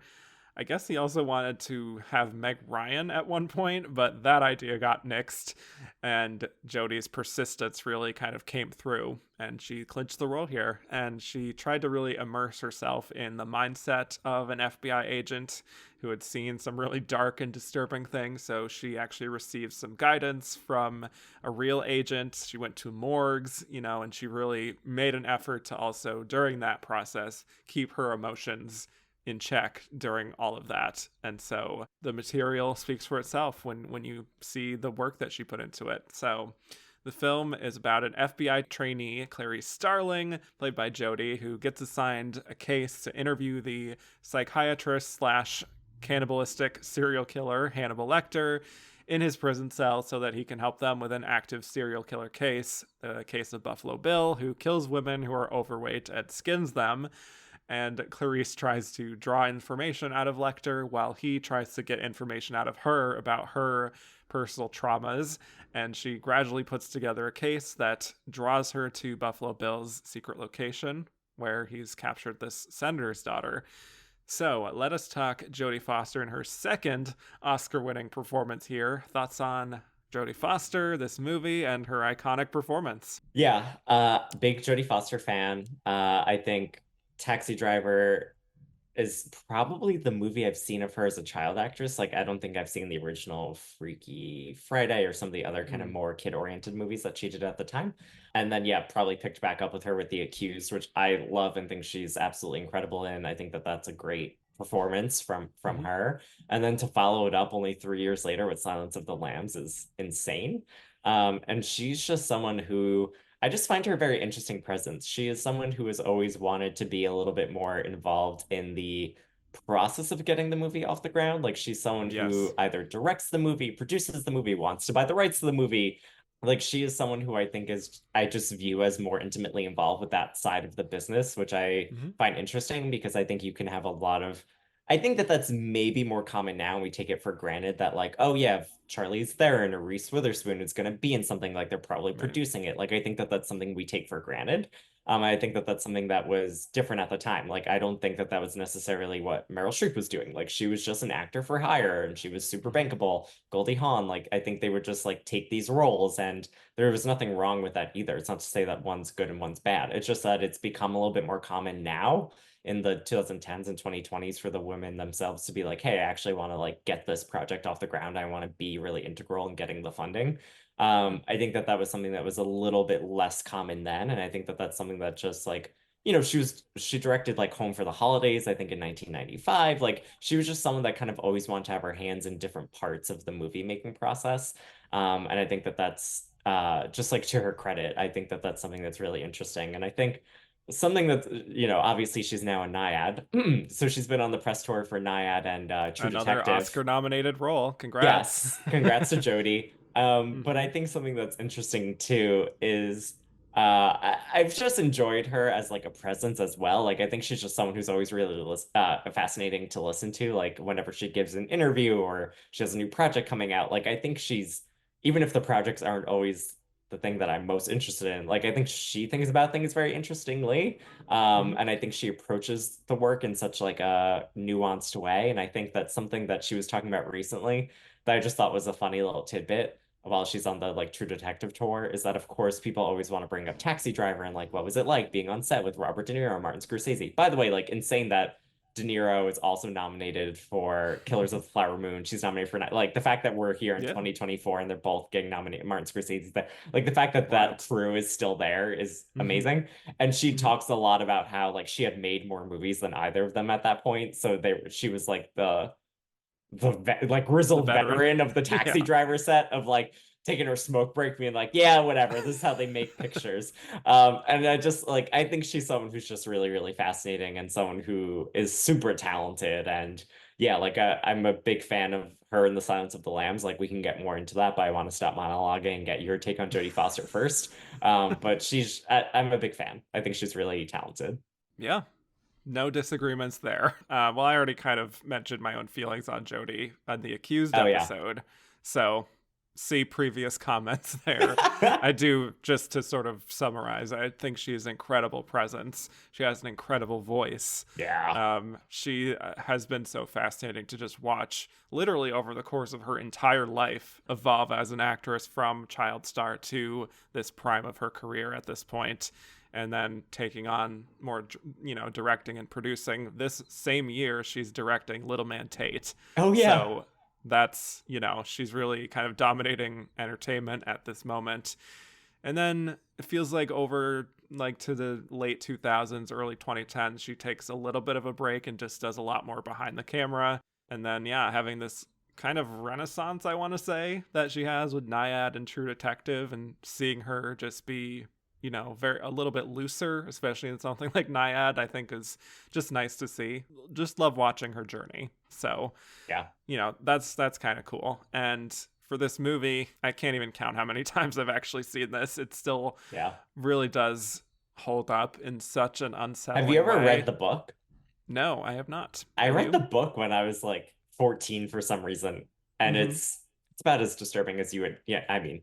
Yeah. Uh but it's also like a great adaptation of the book, I think. It's one of those ones mm-hmm. where you're like, yeah, they like nailed. It's not one of the ones where you're like, oh, like that's not what the book is about, or like the book is in a totally different direction. It's like, no, it's like such a good adaptation. Yeah, and I love how in this film we do have such a clear representation of good and evil in the form of, Clarice and Hannibal Lecter, and they both fulfill those roles really well, but they also don't feel two-dimensional in that sort of binary way, because Hannibal Lecter, for as creepy and menacing and whatever else you want to say about him is, and how Anthony Hopkins plays him, there's also this wit, I think, and like an intelligence that you can't help but find yourself drawn in by, And with Clarice, it's like she's the hero, and she's also haunted by the past to the point that she's clearly internalized so much, and it's hard for her to even fully express her true emotions. So I think Jodie just really nails the complexities of that and makes her more than just the hero of the story. And I just find her to be so active on screen, even when like she's not delivering lines or even driving the action forward. Like her reactions to being ogled at everyone around her seems like she's in this world full of men, and she just has to navigate her way through that. Or she's talking to Hannibal Lecter, and her sort of facial expressions are so real, and you believe her fear and her inner conflict of knowing that she can't show too much of how she's maybe feeling very creeped out by this situation, or let how she's truly feeling override the task at hand, which is solving this case and getting justice for these girls. Yeah. The way that Jonathan Demme films her is such an It's incredible. elevation to the performance. The performance is amazing, and I agree with everything Mm-hmm. you said. I think like some of those close-ups where she just has to like have, a monologue or something, what she's doing is so interesting because she's playing this person who is both kind of drawn in by Hannibal Lecter, Mm-hmm. very wary of Hannibal Lecter, very difficult past, very challenging present. And all of these things are just converging in her at once. And she has to be professional. She's also not very trained. Like she is a Yeah. newbie to the field. She's still a student at the FBI Academy. So she is also trying her best to. I just find it so interesting that they're like, oh, don't give Hannibal Lecter anything. And you can tell that she knows just from the beginning that that's not going to be the strategy that works, but she has to be so careful about what she gives and how she gives it. And you just see her constantly playing in her head, like, do I give that one extra detail or not? Do I Mm-hmm. hold back this thing or not? And I think that those close-ups do such a good job of like seeing her brain work on all these different levels of like wanting to put her own ego aside and her own stuff aside to be like, listen, I need the information, I need to get it, but also very, very wary of like, I'm also new here and I know this guy can definitely get in my head. They wouldn't be telling me that if it's not a joke. Yeah. Like it's very clear that the situation I'm in is pretty precarious. So I also have to be withholding at certain points and like know when to cut off. I think one of the best things is when they do the like kind of like the this for that, the quid pro quo of like, okay, I gave you, now you give me. Like Right. her, the way she has to kind of come out of like telling the story and then being like, okay, now you have to tell me what you think about this guy.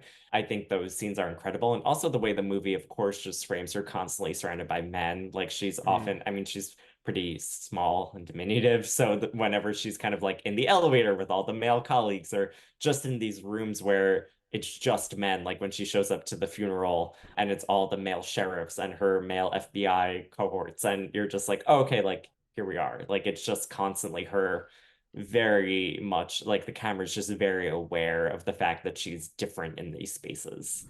Yeah, I do kind of want to credit Demi Yeah. for framing her in that way and making us feel these emotions, because Hmm. one thing I want to speak kind of broadly about to the context of what we're here talking about on this episode is it's striking to me how she really only gets one or two moments of what you could call obvious feeling Oscar-y kind of scenes. This was not a movie that was made with the intention of getting Oscars by any means, and I'm sure they were very surprised when it actually did happen for them. But, the main one, of course, being her opening up about the screaming of the lambs. I feel like other than that, it's not a traditional kind of acting showcase that would even win this category more often than not. So, for as obvious as it may seem in hindsight that, like, oh, of course, The Silence of the Lambs had these two great, iconic lead acting wins in the bag, and, like, for as iconic as Clarice Starling has become, it doesn't feel like a given kind of a win, which is what makes me appreciate this even more. But yeah, I also just appreciate that Jodie doesn't appear to be treating this as like a big dramatic acting moment for her. She's just very inside the character and devoted to that aspect of it, that it becomes completely impossible to imagine anyone else playing this role. Yeah, You and know what they're I mean? doing this like you said, it's they're playing it like a psychological thriller kind of body Mm-hmm. horror movie, which it is. It's Yeah. not like your standard, I'm gonna have some dramatic scene where I confront my USO fellow tour member dude about our bad relationship and why I'm upset with him. Like it doesn't have those scenes to be like, oh Right. yes, and then here's the big blow up fight here, here, and here. Like Mm-hmm. it's just not like that. It's just all Right. about this like steadily rising tension in the way that horror movies are, where you're very unsteady the whole time. You're following her. You don't necessarily know. I mean, obviously the book was a big hit, but like you don't necessarily know where it's going or where it's leading you the whole time. And it has that sense of danger where like anything could happen. Like there are a lot of different outcomes that would make sense to this movie. And you Mm-hmm. don't feel like you're just watching kind of a staid drama. It's something where it's like they love to play up the kind of like gross, disturbing intense elements of all the like horror genre stuff that, the stuff that I can't handle is like all the bug stuff. I'm always like, I can't watch this. But like the fact that that like weirdo bug stuff is just like in this movie is great. Like it just makes the movie feel that much more authentic in its approach to the genre and not like it's trying to like do the whole like, oh, is it elevated horror? Is it elevated this? Oh Like that my we God. always just say everything is elevated now. It just is not. It's not trying to do that. It's like, no, it'll give you the horror. Like it's gonna give you some pretty dark, deep, crazy stuff, you know? Yeah.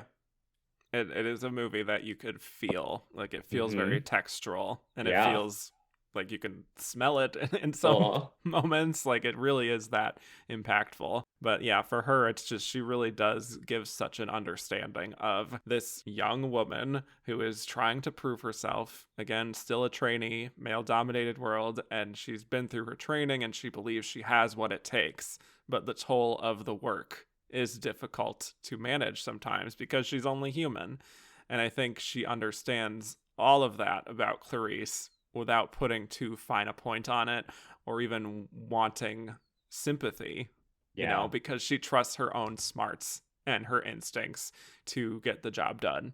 And I think that when we talked about like how Rambling Rose doesn't respect the character, this is like the exact opposite. Like this movie has Exactly. the utmost respect for Yeah. Clarice. It believes in her, even though it's also telling you like, listen, she's new. Like this is not going to be the Mm-hmm. easiest thing, and she has to trust her instincts. She has to fight against a lot of barriers here. And she's not always going to get right. She's going to make some missteps along the way, but the movie ultimately respects her in a big way. And it's Mm-hmm. saying like this is someone who is capable, despite what it may look like to the men around her. She is deeply capable. And I think that that's also just another beautiful thing about the way it's directed is that it's like, oh, Clarice is not going to be pushed around by the men and made to be just like seen through their eyes. It's like she's driving her own narrative here. And she's not even seen through just Hannibal Lecter's eyes. Like she is someone who is taking a lot of control in the ways that Yeah. she can, given her position. There's a very small scene of that has a kind of quiet power to it when it's Jack Crawford in the van with her, and he asks her if she was bothered by this kind of casually sexist sort of comment that he had made at the funeral and everything, where they were surrounded by those men that you talked about. And she just says, it matters. Cops look to you to see how to act. It matters. Yeah. And she gives such a feeling of like self-respect to that moment that's really striking. And again, that's another thing that could have been like, even today, I think a moment like that would be very emphasized to make the audience really understand what the theme is here of like, and kind of trying to make it in that feminist hero kind of way. But this just plays out like a conversation like that would actually happen in real life. So Yeah. The yeah, movie has a lot of restraint around her character, which I think is great because I think right. the movie recognizes its two big characters are Buffalo Bill and Hannibal Lecter. It's like those Mm-hmm. are two really, really big presences. When they're on screen, it's going to be pretty electric and they're going to be big. Like Hannibal Lecter, of course, does this kind of like pulled back thing, but you're just kind of waiting for those moments when he does like do something Yeah. very violent or do something, intense. Mm-hmm. So I think the movie has a lot of restraint around Clarice, which I think is also just this great contrast between like these two villains of the movie, and then you have Clarice, who's very kind of has to be that more stable core to everything. Yeah, Like absolutely. if they had used that scene in the car for her to be like, and this is what it's like to be a woman and done like the America Ferrera monologue from Barbie, it would have been like, no, like no, you guys went too far. Like it just because then everyone's doing the most. And it's Yeah. like you can't, that's not good. Wow. I just had a very vivid mental image of that actually happening, and that would have been wow. And her current competition in Best Supporting Actress. Oh But yeah. anyway, yeah, going back to the quid pro quo scene, which is such a standout, I think, Hmm. where he's trying to get more information about her background. There's this key moment when he asks for her worst childhood memory, and she does not miss a beat, when she says, "Death of my father." It's like this sort of top of mind thing for her as a defining moment in her life. And I love this sort of brief opportunity we get when she opens up and says, like, when he left me, I had nothing. Like, and the way she speaks, it's not florid at all. It's a It matter of doesn't it fact. doesn't sound rehearsed, Yeah. I love that. And of course, in the next visit is where she reveals more of her story with the screaming of the lambs. But just, I love that kind of clipped dialogue that she is able to make feel like this is exactly how Clarice would respond to this man. Yeah, that's so true. That's one of my favorite moments when she says death of my father, and it's so Mm-hmm. quick back Yeah. because Yeah. it is one of those things where you feel like this is someone who's obviously very analytical. She works in a field where that's the point is that you have to be Mm-hmm. able to problem solve and not get caught up in all of the emotions of everything.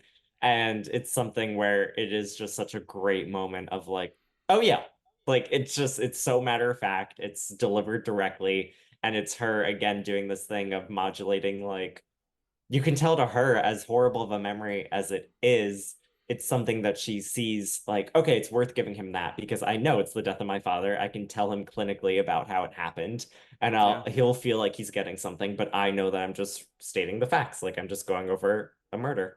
Mm-hmm. And it's just one of the really, yeah, interesting parts of their dynamic. Yeah. But then, of course, she does open up more in the Hmm. next visit. Which is what they tell her will happen, right? Where they're like, Yeah, he's gonna get in exactly. your Yeah, head. yeah, yeah. And of course, talking about how she was on her cousin's ranch and she's Hmm. now orphaned. Both her parents are dead, and she heard the lambs screaming because they were being slaughtered. And she wanted to save even one of them, but she couldn't do it. And in that scene, she's like barely even speaking above a whisper. Like, that's how affecting this one moment was for her. It feels like it's something in the way she's describing it that it's like something that she hasn't fully vocalized with many other people. And the little bit of shakiness she has as she's describing it, and that extreme close up we have on her Hmm. face, I think it's so perfectly pitched and perfectly framed, and in the context of the story it is allowing Hannibal Lecter to really psychoanalyze her and toy with her emotions and make that connection for her to that her wanting to save Catherine, the senator's daughter, might make the lamb stop screaming in her mind and Yeah. allow her some peace of mind. Just a really lovely way that all of that sort of connects, and all those layers of how, like, it's just such a brilliant screenplay on top of Yeah. everything else. Yeah, I agree. The script is great, and I think again it does a great job of ratcheting everything up. Like every scene makes the stakes a little bit higher because then they only have like 3 days, and like everything is Yeah. as time passes in the movie, things just get more and more desperate. And I think that's also just part of the brilliance of the movies that you, as the audience member, definitely feel that when you're like, oh shoot, like this is getting into pretty dicey territory where we are almost completely out of time, and she has all of these people that she has to get through, like all these hurdles put in front of her. Yeah. It's Also, I want to ask mm-hmm. you about we talked about Laura Dern's Southern accent. Not a big fan. What about Jodie Foster's West Virginia accent? What's your take? It totally works for me. Same. This was maybe one of the first roles I had even seen Jodie Foster I in yeah, when I was it younger. defined And I how I just thought kind of she assumed spoke. that like this is how she spoke. Yeah, Yeah. totally. Totally same. I think a Yeah. lot I of was like, people have that. And then when you watch her other stuff, because I think The Silence of the Lambs is such an entry point. So then I think mm-hmm. when you watch like The Accused or whatever, like you're like, oh, you actually have a voice that doesn't sound anything like this. Yeah. Right. I mean, it is still a little bit like husky and everything, but Yeah. the But the accent part of accent, it yeah. is, yeah, totally Yeah. seamless, I think. But yeah, speaking to the escalating tension, I think the climax where she visits the home of someone who she thinks will offer her more leads into the case of that first victim, only to then have the reveal that it's actually Buffalo Bill himself answering the door. That whole sequence, has been talked about a lot with this movie, obviously, but for me, it truly has never lost its suspense at all. And I think Jodie's physical acting is just really, it's nerve-wracking, the tension and her face kind of like clenching, and just it sounds stupid to try to like verbalize what she's doing because it's kind of simple the way I kind of am describing it, but you really feel like you're in her shoes in that moment, especially when the lights turn off and it's Yeah. just that like night The vision night green. vision. Yeah. It's so good when the night vision turns on and you're like, oh hell yeah. Like I'm Mm-hmm. here for this movie. And again, a movie that wants you to, like you said, it's not your typical Oscar fare. It's not that. Like Oh. it's like, and then we're gonna do night vision. And you're like, oh hell yeah, that's super scary. Like it's so fun in that sense. Like the movie's just so well Yeah. made and it like gives you kind of what you want as the audience. Like you could have filmed that scene 1,000 different ways, but the fact that they do it through Bill's perspective makes it so haunting. It's really, really incredible. All firing on all cylinders, from the directing, the writing, the acting, the editing. It's 10 out of 10.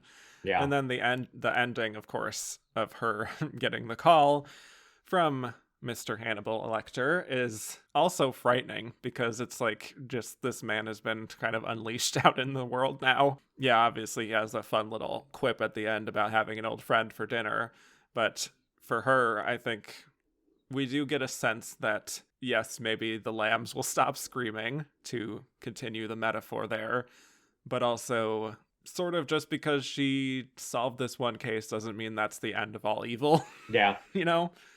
So I think it ends on a really great, bittersweet note. All torture metaphor, and it's like, well, we did the lambs, but now they're about to do the cows. And it's like, oh Yeah. no. Oh no. Um, yeah, I think that it's also just so eerie because you're like, wait, how does he know where she is? And that's just I love that that's completely unexplained, where it's just like Yeah. he like calls this party and he gets through to her and like whatever.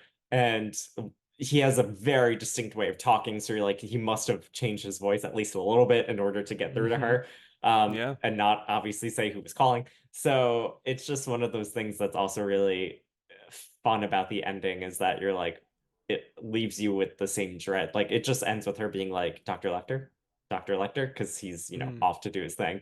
And yeah, I just love the way that they ended on that not triumphant rah rah, we won the day, go FBI, but more like, hey, what are some moral things we should have considered along the way here about like what we've unleashed versus what we Yeah. saved, and all these kinds of deeper questions that it leaves you with. It's a movie that, like, you could have a 3-hour discussion just on the other elements that we haven't even talked about. Oh, for sure. And I mean, one of the things, like the way it talks about gender and like the way it yeah. talks about Buffalo Bill. And I think Yeah. there's that really interesting scene where it's like, oh, is Buffalo Bill trans? And they're both like, Mm-hmm. well, no, that doesn't make sense because he seems more violent than he seems necessarily confused about identity or wanting to change identity. It's more about violence in a lot of ways. I Yeah. think but there have been a lot of trans critics who have said that, the way the portrayal is not something that they like. There have been other trans critics who like the portrayal of it and think it's really interesting, and I think Mm-hmm. that line is very key when they at least Hannibal Lecter and Jodie Foster in the movie make a very clear distinction between Buffalo Bill and trans people. But then Yeah. obviously the effects of the movie, like there's all these kind of things going on with the movie that also make it really interesting to talk about and kind of dissect like what its exact legacy is in regard to a lot of those things that we don't even touch on when it's just like, oh, Jodie Foster in this movie. And we're talking mostly about that. It's like there's so Right. much going on here that's really Yeah. interesting. Yeah, absolutely. But that is what we are here to do, Yeah, yeah, yeah, ultimately, yeah. because now we are going to transition into talking about the Oscar race here. So just to give the lowdown on the precursors before the Oscars, Jodie Foster won the Golden Globe for drama. Bette Midler won for comedy musical. Jodie also won at BAFTA and New York Film Critics. She was a big favorite among the precursors. Laura Dern got a few critic notices and Golden Globe nomination. Geena Davis and Susan Sarandon were also everywhere. Most of the time they were together. They even won a joint Best Actress award from the National Board of Review, Golden Globe nominees, BAFTA nominees. Bette Midler, she really only had that Golden Globe win, and I think like maybe one other critics notice, but not a whole lot. So, yes, let's discuss why we think Jodie Foster emerged from this group and won her second Oscar here. What do we think? I think my first theory is maybe the like Occam's razor, the most obvious, right? Where it's Sure. you have Geena Davis and Susan Sarandon splitting votes. I think Mm-hmm. that that's something where it's just hard when you have two people in the same category. Of course, it worked for Shirley MacLaine, but I think in general Yes. it's hard. And like we said, Thelma and Louise, it's the roles are of course different, but in a place like Terms of Endearment, they're very different and they're very different actresses at very different Yeah. stages. These are two women in similar-ish stages of their career, playing off each other in the most beautiful way. And it's really hard to pick like Thelma or Louise. Mm-hmm. It doesn't make a lot of sense. Then you have Laura Dern with her like almost writing campaign levels of like, here's a movie that Yep. no one saw and is super weird and I am maybe miscast in, and it's just not that great of a movie. And then you have For the Boys, which, like you said, it's not like For the Boys was some critical smash and box office hit with audiences. Like people were pretty like, okay on it and not huge fans. And then you have Silence of the Yeah. Lambs, which is like comes out in like February or something, but becomes this like Mm-hmm. huge box office hit. Hannibal Lecter obviously becomes iconic in his own right, but the movie itself just becomes this huge cultural phenomenon. And at the center of it, you have Jodie Foster, like you said, kind of at the peak of her powers. She's directing, she's coming off of an Oscar win. It's kind of like it's not dissimilar from Tom Hanks winning two Oscars, 93, 94. It's not Yeah. dissimilar to that, True. where it's like you just have someone that I think everyone is like, yep, this is the person for the moment. This is the movie that we care about. I think the fact that it's a horror movie is there's a lot going on there. Mm-hmm. But I still think that it's like it's too overwhelming to overcome, I think. I agree. I think there are a lot of things that were in her favor. First of all, she is carrying the Best Picture winner, which Yeah. doesn't always guarantee victory, as we know, but so much of it is on her shoulders. And even though it's not an obvious Oscar baity kind of role, she does make it so easy to emotionally connect to Clarice. You know, she's having to go toe to toe with Anthony Hopkins as Hannibal Lecter and more than holds her own. You know, I think also that monologue where she talks about the screaming all in that close up, I think is like you can just imagine people watching that and being like, oh, that's it. She's taking it. And the film was such a phenomenon. Yes, there were some negative press associated with it, but you know, I don't think she was fully a part of that discussion necessarily. But yeah, this is one of those things where I think, you know, we're eventually going to get to like Hilary Swank down the line, where you have this fantastic, sympathetic performance that she wins her first Oscar for. And then a few years later, it's like she's kind of proving that they made the right choice that one time. So, you know, on the second one, we also have a very eerie kind of parallel that you can make where it's like totally blowing everyone away on that first go with The Accused, and especially for Hilary Swank with Boys Don't Cry. Both tough watches, not in, you know, universally like the Oscars didn't really go for that outside of the one Best Actress category, but then taking on something pretty different on the next one and commanding respect, you know, and just being very super intensive and physical, like with Silence of the Lambs and in Swank's case with Million Dollar Baby, both also winning Best Picture. Like it's so a weird kind of parallel I can make because also both won under the age of 30 as well. So I just think it's one of those things where I don't know if Oscar voters would feel any sort of feelings on giving it to her the first one and feeling like they had fully taken care of her. I feel like watching this, they were like, this person is evolving as an actress and impressing us even more than she impressed us the first time. So that's why I think there wasn't a lot of baggage with like, oh, she already won one very recently. It's like, yeah, but she's still great. Yeah, I also feel like there's a lot of commentary now about like who already has Oscars, who's won one, whatever. I Yes. don't know if that commentary was quite as obvious and loud because I think a lot of what facilitates that commentary is a very easily accessible list. And not to say that Academy voters and whoever and the general public didn't know that Jodie Foster had an Oscar for The Accused, but it's not as present as like now when the Oscar nominations come out that morning, there's every single statistic for like, Yeah. this is how many years passed. These are all the records that were broken. Like, I think that kind of thing just like in a more analog world is not as quick on the draw for a lot of people. And I think that you see that in a lot of like wins that I think you like Sally Field, and then she also did Norma Ray and then Places of the Heart. Like they are more used to doing some of that, I think, especially then. I think now there's a lot more commentary, but I think then it's not as omnipresent in the campaigns, maybe. Yeah, I agree. For the others, though, I think Laura Dern was just happy to be there. You know, Yep. the biggest hurdle was just like getting that nomination, and that was where it kind of ended. The film was way too small. And then for the boys, I think was, I don't know if it was considered like a joke, but like it was considered kind of a failure box office wise and critics wise, which the Oscars do not like to be associated with failure. So that I just feel like that wasn't happening. And then with Thelma and Louise, it's, you know, wasn't obvious which one between the two of them to go for. So I think Jodie probably took this in a walk. You know, I don't think anyone even came close, which will be interesting to see what we say at the end of who we think the runner up might have been, because she could have gotten 95% of the votes. And let's like the other four have the scraps. Yeah.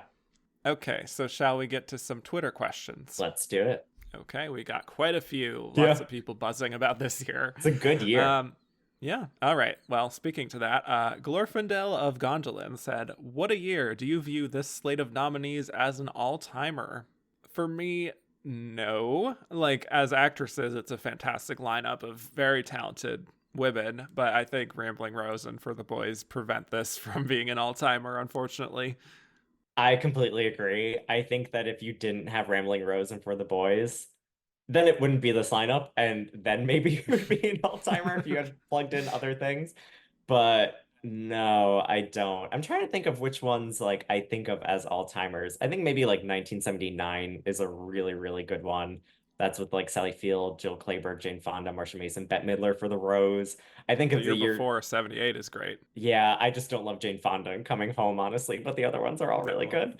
But Yeah. yes, all-timer in terms of like four. I also love the Julia Roberts year with her and Aaron Brockovich, Joan Allen in The Contender, Mm-hmm. Julia Binoche and Chocolate's kind of a cuss, Ellen Burstyn, Requiem for a Dream, and Laura Linney, and You Can Count on Me. I'm like, Yeah. that's a All fucking bangers. amazing year. Yeah.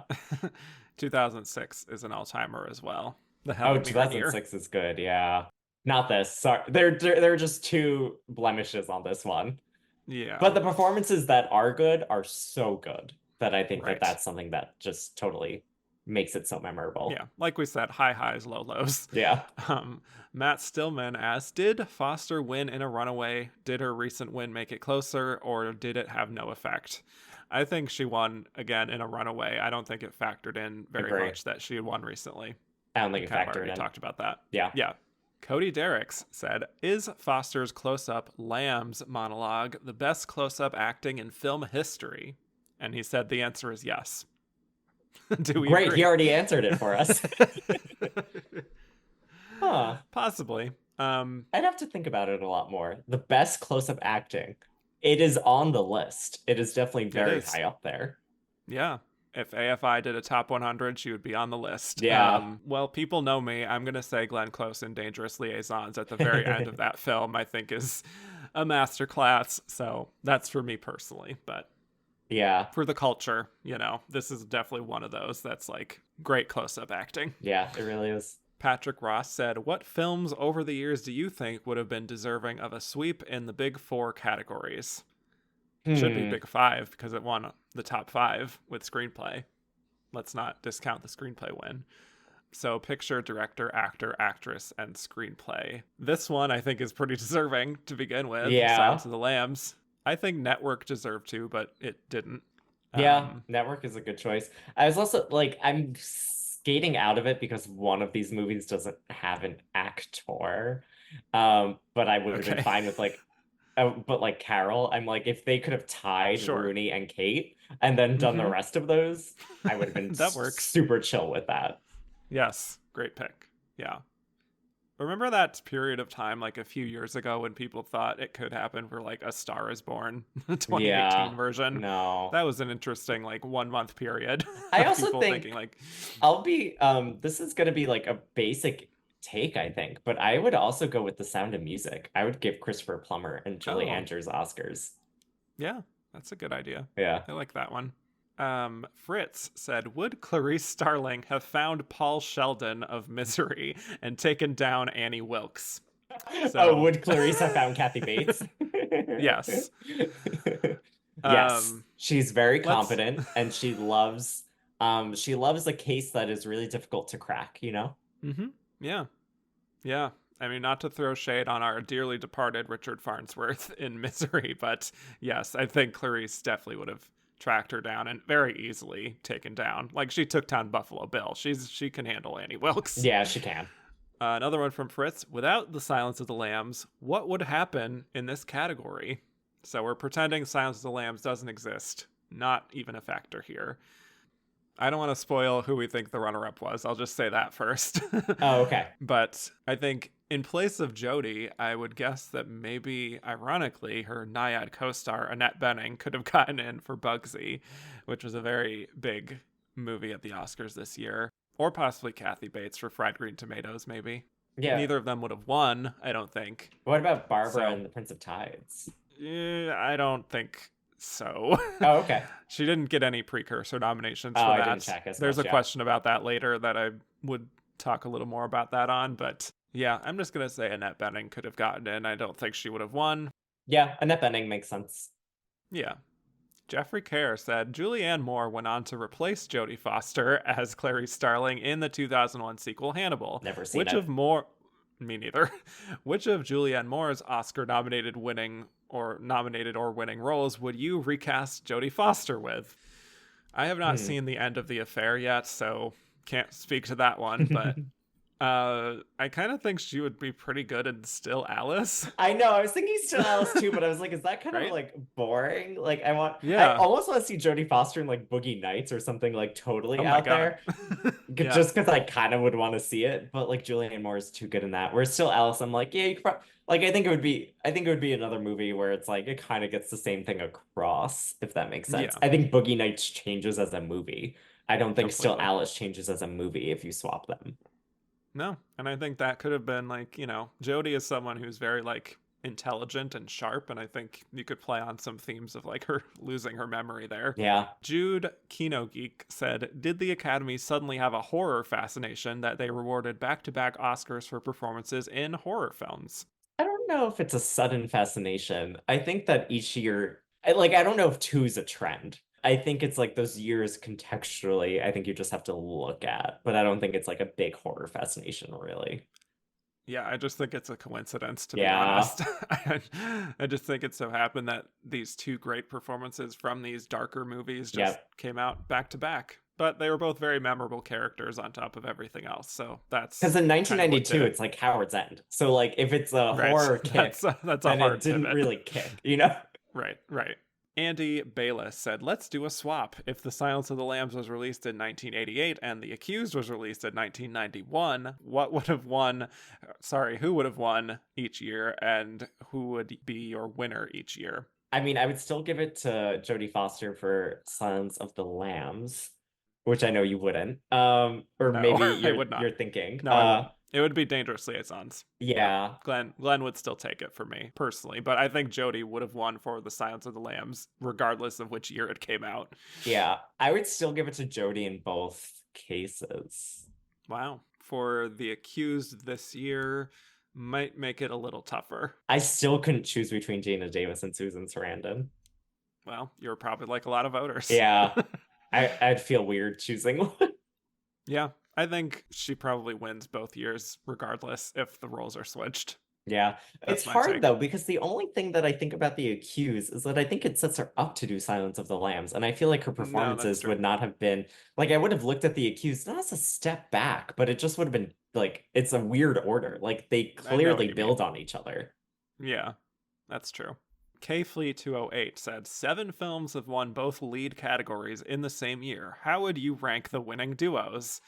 Oh boy. Okay. So Can you he give me the lists duos? Yeah. Clark Gable and Claudette Colbert in 1934 for It Happened One Night, Jack Nicholson and Louise Fletcher for Cuckoo's Nest in 75, Peter Finch and Faye Dunaway in 76 for Network, John Voight and Jane Fonda for Coming Home in 78, Henry Fonda and Katharine Hepburn for On Golden Pond in 81, Hopkins and Foster this year, and then Jack Nicholson and Helen Hunt in 97 for As Good as It Gets. You don't have Um, to do a full ranking if you don't want to get too like bogged down in that. You can okay, just yeah. say your favorite Yeah, or least favorite too. I think the one that is like the least favorite of mine is Jane Fonda and John Voight. I'm like, Yeah. those are the two where I'm like bottom. There's a lot of like I wouldn't be able to list all the ones in the middle because I'm like they're all good.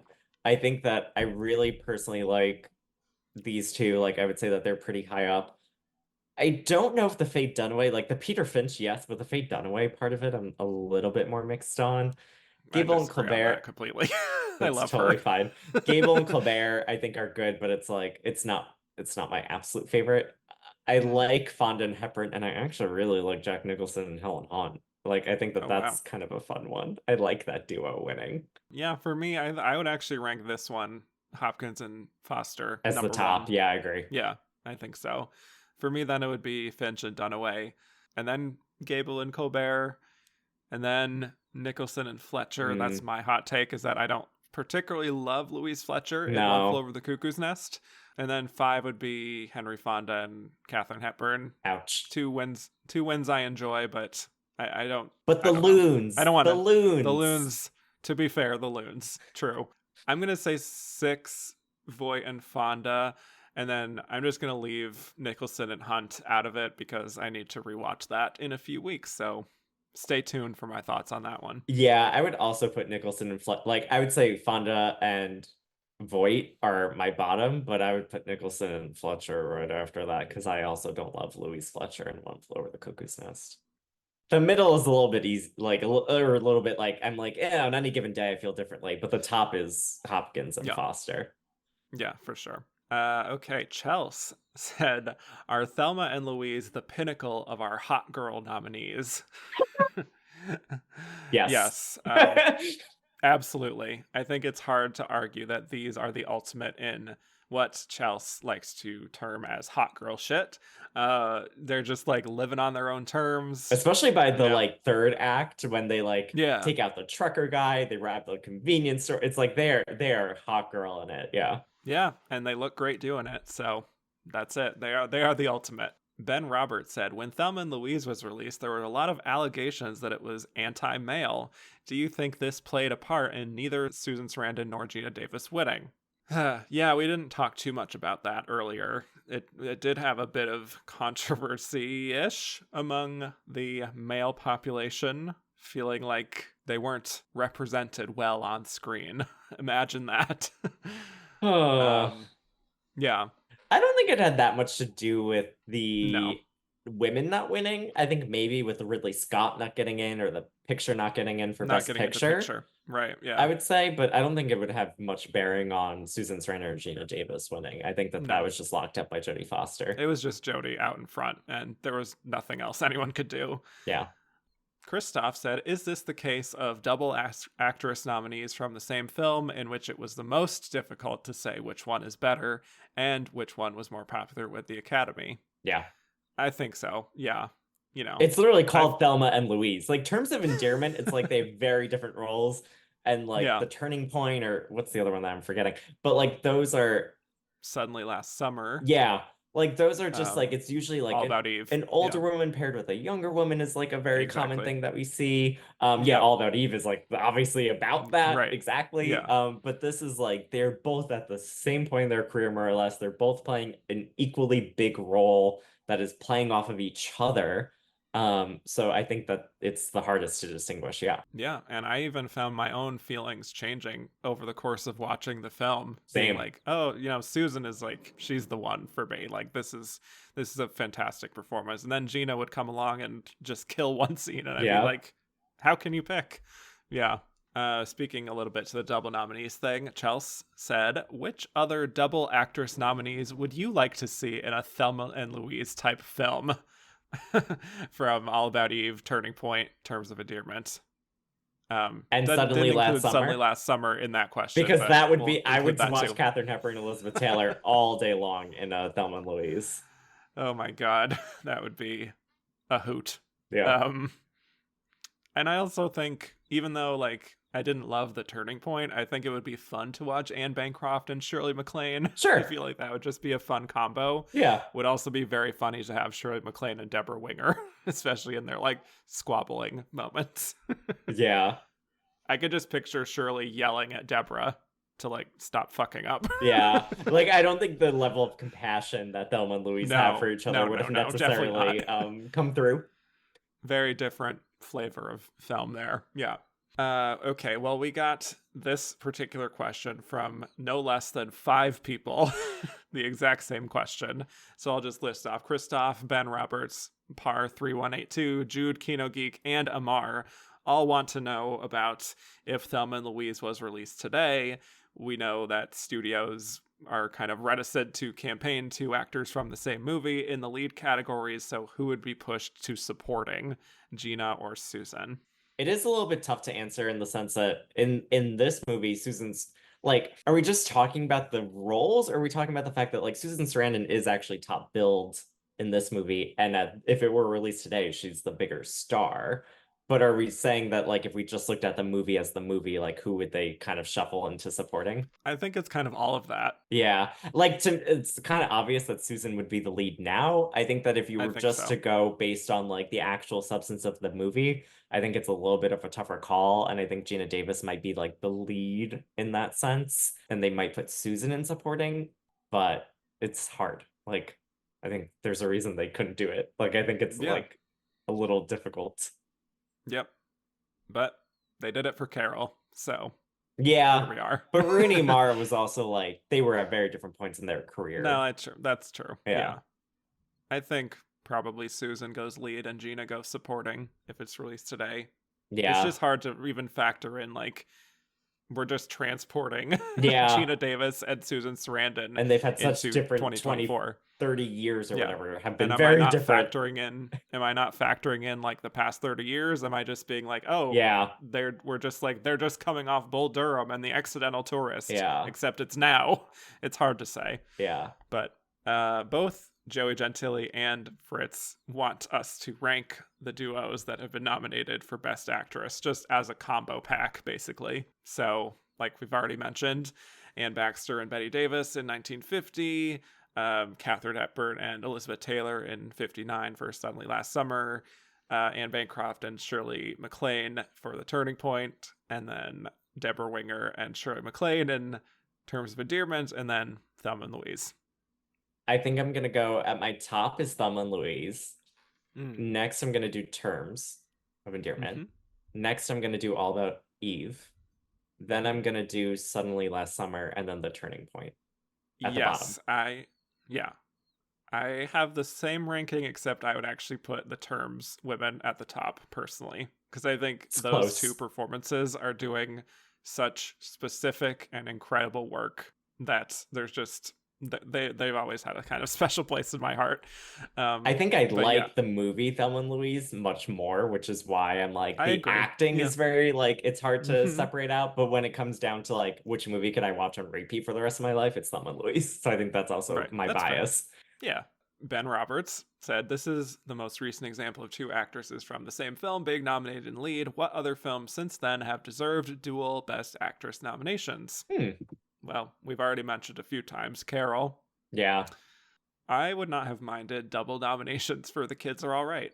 I'll Oh, say I would that. have loved that. I also would have Annette loved. Bening and Julianne Moore. I mean, this year I'm also gonna Julianne Moore, Natalie Portman for May December. I would have like fucking love May December, so I would have been Yeah. totally fine putting them in. And ironically, Julianne Moore was campaigned and supporting, so Yeah.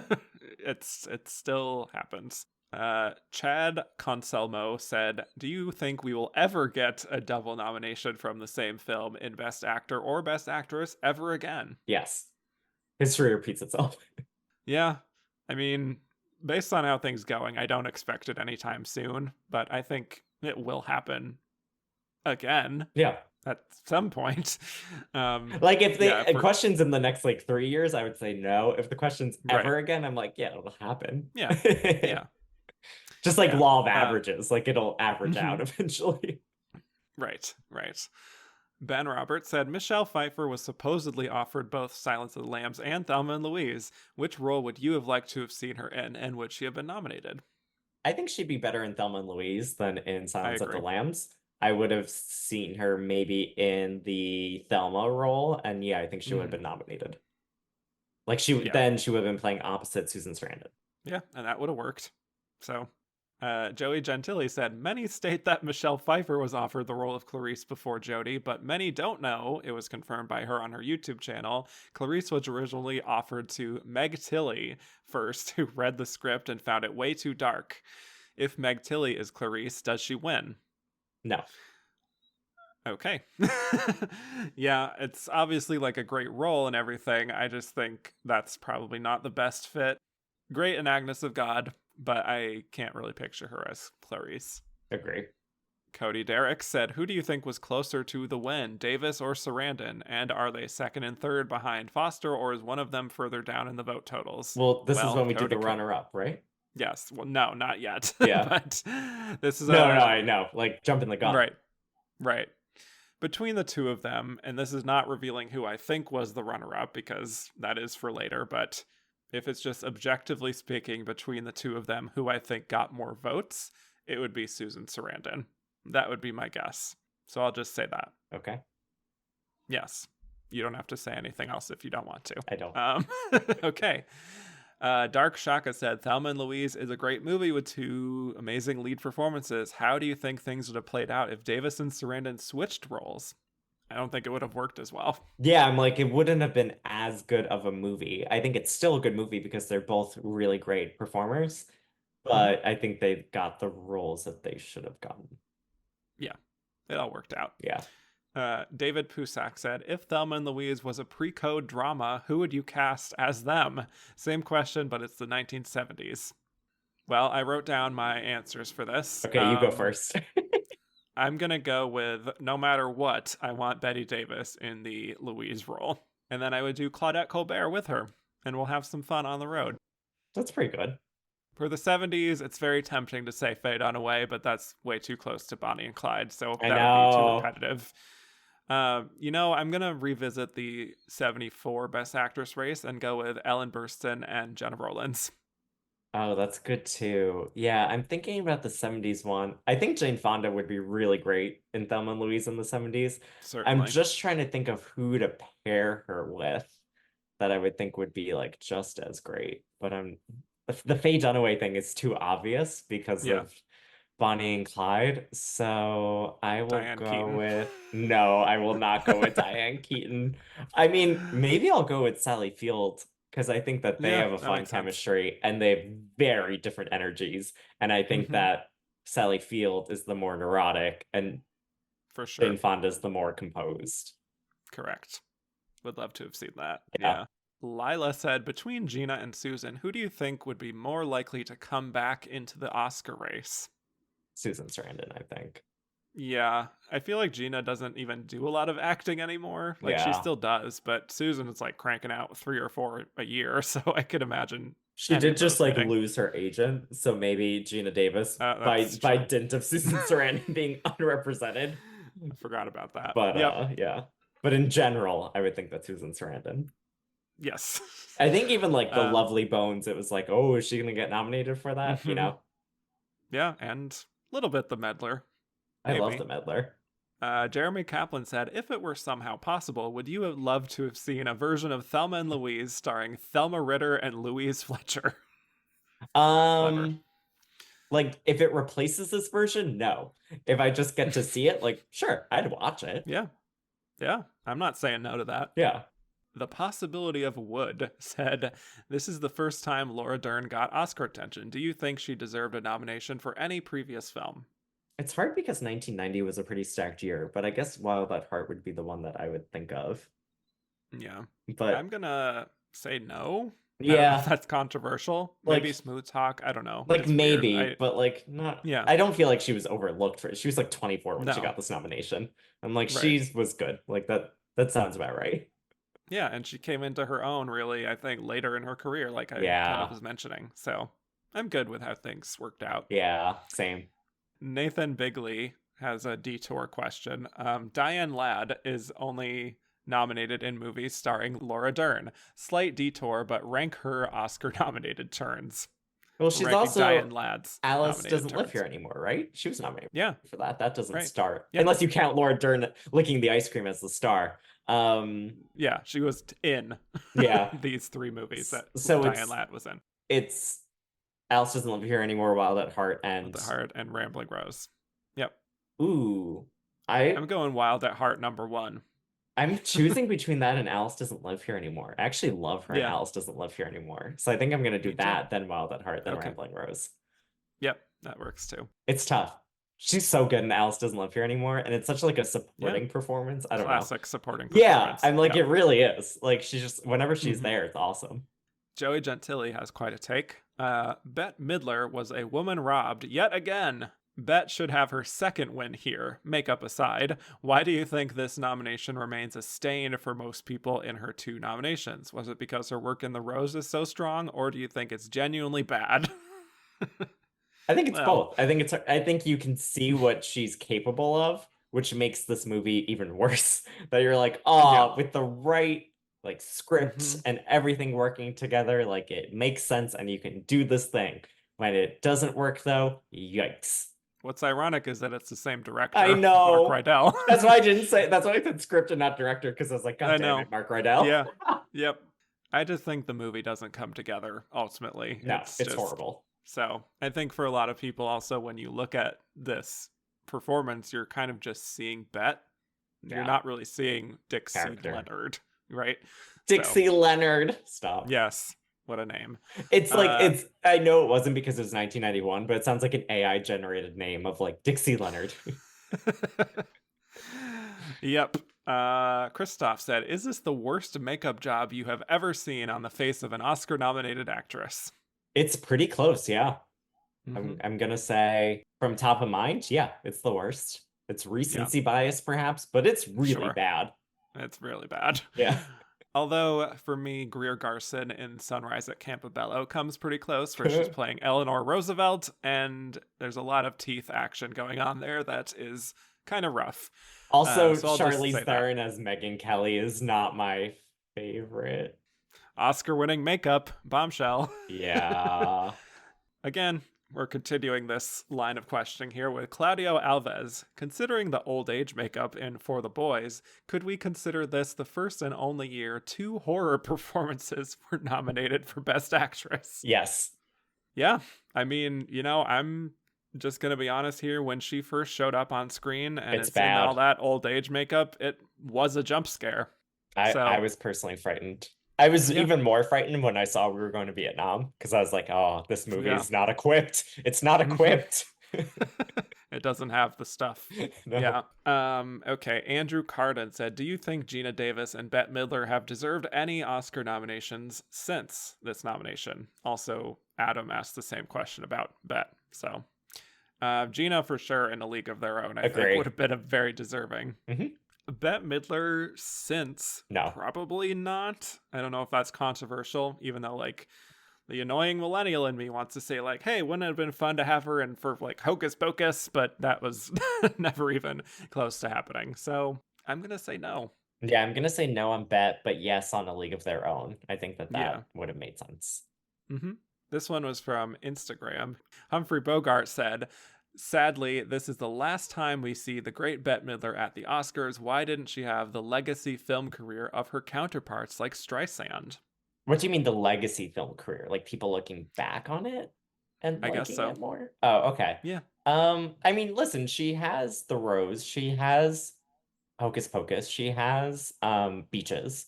She has about like 3 or 4 pretty big movies that play a lot in rotation, especially Beaches always plays. But like I think she has a legacy in film. I think that she is perhaps better known for her voice and things like that. Whereas Barbara, I As a think, personality, entertainment kind of thing. yeah, I think Barbara really committed to film for a while. And for a while, Yeah. Barbara also didn't perform, right? Like she had like a lot Yeah. of stage fright and she didn't Very want to do selective. performances. Yeah. Yeah. So she like really committed to film in a way that Bette Mm-hmm. Midler maybe just wasn't as like obvious of a film star and made some really good movies along the way, but it wasn't her main focus in the way that Barbara was like, I'm actually going to stop on the music thing unless I'm making the soundtrack to Yentl, and I'm going to like do more of this stuff for a Yeah. while. Plus, Barbara just got a start, or like she won an Oscar with Katharine Hepburn in Right. 1968. She had like an early start. Yeah. Christoph said, this is a fun one. Recast the 5 parts with this year's batch of Best Actress nominees. Annette Bening, Lily Gladstone, Sandra Hüller, Carey Mulligan, and Emma Stone. Very topical for when we're recording this. I would put Emma Stone in The Silence of the Lambs. I Oh, think she damn. would be, Okay. yeah, I would be excited to see that. I would put Lily Gladstone probably in Thelma and Louise with Sandra Hüller because I think that would be fucking rad. Oh my God. Annette Bening, I'll just throw her in for the boys. And then Carey Mulligan, I think, can do a better Southern accent than Laura Dern, so I'll put her in Rambling That's Rose. probably true. Yeah. I like that combination. What I came up with is sadly agree on Annette Bening and For the Boys. Just kind of like tossed in there. Yeah. Yeah. I did Sandra Hüller actually in The Silence of the Lambs. Also good. I think she could play the kind of steeliness of that really well. I went with a combo for Thelma and Louise of Lily Gladstone and Emma Stone. I just think that would be a fun pairing of the Stones. I think I'm having a little bit more fun though. Lily Gladstone, Sandra Hüller. That's fucking rad. Yeah. I like that too. And sadly, Carrie is in Rambling Rose. I know, Yeah. or she could be in Thelma and Louise, and that would be fun too. Either way, I would love to see Lily Gladstone in a Thelma and Louise kind of movie. I'm just going to throw that out there for manifesting purposes. Agree. More recasting. Here we go. Ethan David said, cast these 80s actresses in these roles. Glenn Close, Meryl Streep, Jessica Lange, Sissy Spacek, and Sigourney Weaver. Sissy Spacek and Rambling Rose. That's the easy one. Agree. I hate to say this because I wouldn't want her to do it, but of these, I would say Glenn would be the best fit in For the Boys. Oh, really? I think Glenn would be good in Silence of the Lambs. She would be. Yeah. She could be good in any of these, to be clear. But I'd put Sigourney Weaver in Thelma and Louise. Yeah. I'd have fun with that. Pretty obvious. I think that would be great. Who are the other two? Jessica Lange and Meryl Streep. Oh, I would put Meryl Streep maybe in Thelma and Louise with Sigourney Weaver, and then Jessica Lange and Rambling Rose because of the Southern belle aspect of it. Yep, I like that too. Pretty much my combination, except I have, who do I have different? I don't even remember. Confusing. Yeah, we went through so many different. Well, you names. put Glenn Close in For the Boys. You were very cruel to her, right? So who did you put in Silence of the Lambs? Oh yes, Sigourney Weaver in Silence of the Lambs. Also good. I mean, she's done Alien and Aliens. Yeah, she knows how to be terrified. So that's the difference. Yep. Kenneth Israel said, recast this year's Best Actress Razzie nominees with the Oscar-nominated roles. The nominees were Kim Basinger, Sally Field, Madonna, Demi Moore, and Sean Young. I have to pull up the Razzie. Like, that's a lot of people to keep straight. For me, this is not a good combination of people for these roles, but I'm just going to do my best here. Kim Basinger and Rambling Rose, which I don't love, but that's kind of where I'm left with. I'm going to say Madonna and For the Boys, because that seems like she's a singer. Why not? Yeah. Sally Fields in Thelma and Louise with Demi Moore. And Sean Young in The Silence of the Lambs, although I don't know if she could really pull that off, so... Yeah, these are all really tough. Yeah. Yeah, they're all bad. They're all bad. These are all miscast. Okay. Moving on. Casey Chapman said, we know horror is tough to garner nominations, but action movies may be even tougher. I don't see a world where Linda Hamilton isn't in the top 5 for Terminator 2. Would she make your list? She'd make my list, yeah. Yeah, she would also make my list. If for nothing else, just the physicality of that performance is I love that performance. legendary. Yeah. Yep. John T said, given the Oscars were in love with it in virtually every other category and she had just gotten nominated the year before, how did Annette Bening miss here for Bugsy? Should she have been nominated? I have not seen Bugsy in a hot minute, so I Neither have cannot even I. really speak to it. So I do think she was 6, like I said, and that maybe Laura Dern maybe kicked her out because of all that campaigning. I don't know. I think Annette might have just been, feels like, co-lead type of thing to Warren Beatty, who has the showier performance from what I can vaguely Also, recall. we see it happen with like Leonardo DiCaprio didn't get in for Killers of the Flower Yeah, Moon. It's like sometimes your lead, like both of your leads might not get in. It's like yeah, there's just finite space at a certain point for all of the right. movie love. Yes. Fritz said Mercedes Ruehl won Best Actress at the LA Film Critics for The Fisher King. Could she have entered this lineup?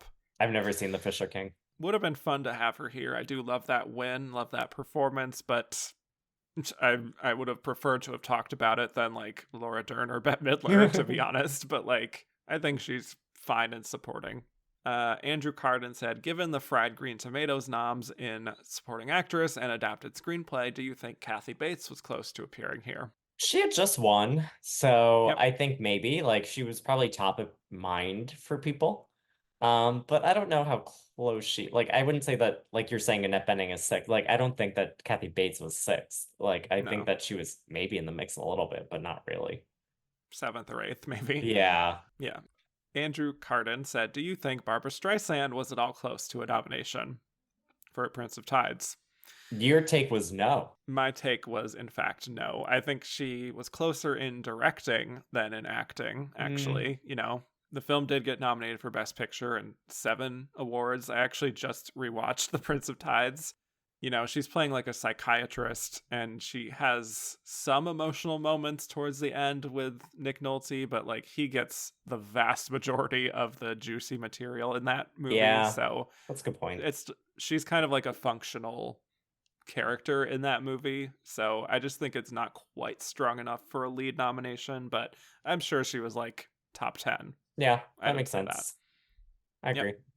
Jeremy Kaplan said Michelle Pfeiffer wasn't nominated for Frankie and Johnny, even though she was extremely popular at the time, got a Golden Globe nomination, and her film was higher profile than a couple of the nominees here. Probably true. Why do you think she missed? I've never seen Frankie and Johnny. I actually haven't either. So that makes it tough to answer. But, Yeah, you know, I think also the Oscars are kind of like weird about Michelle Pfeiffer. Like, they it are. feels like she doesn't get the respect that she deserves. She still only has 3 nominations, the last one being for Love Field. I don't know. Maybe it's also she doesn't really campaign a lot. So that is something that could factor in. Is Frankie and Johnny? Oh, it's the one with Al Pacino. Okay. Hmm. Yeah, that doesn't. I don't know. Did it get any Oscar nominations for anything? I don't think so. No, it didn't. I mean, I think Yeah. that's also. Oh, yeah, and she was in the musical or comedy category at the Globes. Yeah, no, Hmm. it's not. It's not happening. Fair enough. One last question here. It's another recasting one from Joey Gentili. Cast these 90s Oscar talents and Karen Black in the roles above. Karen Black, Chloe Sevigny, Rachel Griffiths, Whoopi Goldberg, and Jessica Tandy. Okay, I want Whoopi and Chloe and Thelma Louise. I thought of that as well. I didn't actually go with that with my combination, but that would be fun. Who were the other people I have to choose between? Karen Karen Black, Black Rachel Griffiths, or and Rachel Jessica Griffiths. Tandy. Jessica Tandy can be in For the Boys. What do I care? Rachel Griffiths can be in Silence of the Lambs or Karen Black. And then Rambling Who's Rose. Ramblin' Rose? I guess I'll give that to Rachel Griffiths. Sorry, Rachel. Yeah, sorry. I spent a little too much time on this trying to find a good combination. So what I came up with was Karen Black in For the Boys, which I think would have been just really fun to see her in that kind of like campy kind of thing. I'm just going to flatten time here and say a younger Jessica Tandy in Rambling Rose, Yeah, considering she did Streetcar Named Desire on the stage back in the day. Feels vaguely similar. no, I agree. Um, If they could de-age her like the Irishman, put her in yes, Rambling Rose. perfect. This is going to be a full, like, wild swing here, but just go with me on this. I'm going to say Whoopi Goldberg in The Silence of the Lambs. Sure. Even though, like, it's kind of wild to think about her in that role, I think you could feel like, Whoopi as a personality might not be the right fit for it, but I love when she takes more dramatic roles. I think, a few years after The Color Purple, she could have definitely pulled off a more, like, internalized performance like this, so that's my big swing on that one. And then Chloe Sevigny and Rachel Griffiths in the Thelma and Louise. Yeah, those are Yeah, all good. I think Whoopi in Silence of the Lambs is like, I agree. I like when she would do more drama, and the 90s were very comedy heavy for her. yeah, So yeah, it would have been I would love to see her in that kind of like big meaty part at that that would be point in her super cool. career. Yeah. I Yeah, mean, The Color Purple was my like Oscar miss at the top of the show. exactly. Yeah. Yep. Well, we are now at the end of the show where we will reveal who we think was the runner up of this Best Actress race. Michael, I don't know what you're going to say here. I'm excited to see your take on this one. I know. And like you, I was watching Thelma and Louise the other night, and you genuinely, oh, okay. Well, it's not gonna be Laura Dern and Bette Midler, just to be clear. So, Okay. so when you're watching it, you really, like you said, go back and forth. When I've always kind of come away with it with Susan Sarandon as the slight edge. Like, I just think that the role of Louise is a little bit more interesting and a little bit more complicated than the role Hmm. of Thelma. Plus, you add in the fact that Susan Sarandon didn't have an Oscar. So I think that that was maybe a part of it too. Like, she was about to go on her crazy run. So, if anything that's maybe a slight dint against her is that if this were maybe in the middle of that run, I think it would have been a little bit more obvious. This is the start of that like 4 nomination run or 3 nomination run. Hmm. So I think that that's something that I'm going back and forth in my head where I'm like, oh, okay, like if it were in the middle, I would feel more confident, but I'm still going to give the edge to Susan Sarandon just because I think the role of Louise and the way she embodies it is just so natural. I think I'm drawn to Susan Sarandon because she does have that kind of like naturalistic acting style. It's not the thing that I usually like, where it's like Julia Roberts or Katharine Hepburn playing off a star persona. Susan Sarandon feels like she does sink into a role a little bit more. And there's just something about Louise that is, I was talking about this at the top. Louise is just very like alluring in a way. It's very like sexual without being overtly sexual. It's very just like Hmm. you want more of it. Like you want to like drink more from that cup, basically. Like you want to be a part of this journey. I think Thelma is maybe a little bit more of the obvious like country bumpkin-y kind of thing who gets smart Yeah. at the end and like doesn't have any street smarts at the beginning, finally starts to get her head on her shoulders. It's not to say that Geena Davis is incredible in it because even right now I could see it going either way. But I think Susan Sarandon ultimately to me just has the edge as like the person who really in that movie you want to spend time with. Wow. Yeah. I actually fully agree with that. I think Mhm. Susan was the runner up.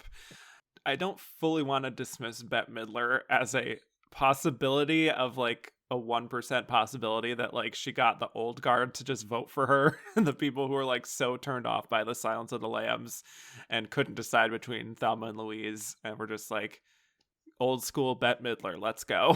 Mhm. But I do think it was definitely between the two Thelma and Louise ladies here, and I do agree completely that Susan, it seemed like she was on a real path to eventually getting that nomination or that win in 95. That, like Bull Durham was kind of like the start of like, okay, Susan Sarandon is someone we're paying attention to and really are appreciating. And she does have a more grounding force in Thelma and Louise than Thelma does, than Geena Davis does. And I think even though you would think like in an acting category, a grounding force might be a little more, subtle, I think there is that allure that Susan has that really does draw you in a little bit more than what Geena is doing, who is also fantastic. So, yeah, I think Susan was the runner up. Might not be the last time we say that leading up to her win. So, we shall see in the episodes to come. But, final question for you, Michael. Who would you have voted for from this lineup? It's a good lineup. I'm gonna go with the winner. I'm gonna go with Jodie Foster. I don't think as a voter, I don't think I would have been able to choose between Thelma and Louise. And I completely agree, even while acknowledging that Geena and Susan here, some of my favorite performances of the 90s period. Jodie Foster completely towers over this Yeah. entire competition for me. And again, in a way that I really appreciate because it's not like the super obvious Oscar Beatty kind of performance that she's giving. She is so lived into this character that I cannot separate the fact that this is Jodie playing Clarice. It just feels like this is Clarice. So that is kind of the highest form of praise I can give a performance, is when it just feels so indelible, And I think to the character. like you said, kind of like growing up, or I guess roughly the same age, and like growing up with Jodie Foster, it's like you see it's one of the first movies you see with her, and then you like just think that that's how she sounds and acts and Right. behaves. Like it just feels so real in that sense. Yep, absolutely. Well, this was super duper fun. Thank you so much, Michael, for joining me on this fun little ride through 91. Many ups and downs, but I had a lot of fun doing it with you. So Thank you. Me too. thanks so much. Yeah, I appreciated it. I will say I did text you when I saw the running time for the boys and was like, this cannot be the running time for this movie. And it was. And But yet- other than that, and it yet was it was. super fun, super chill. Yes, really, really was. And I appreciate you for finishing the movie. Oh yeah. So- I was there. I was like, I gotta see where this goes. No, it's true. It's true. Yeah.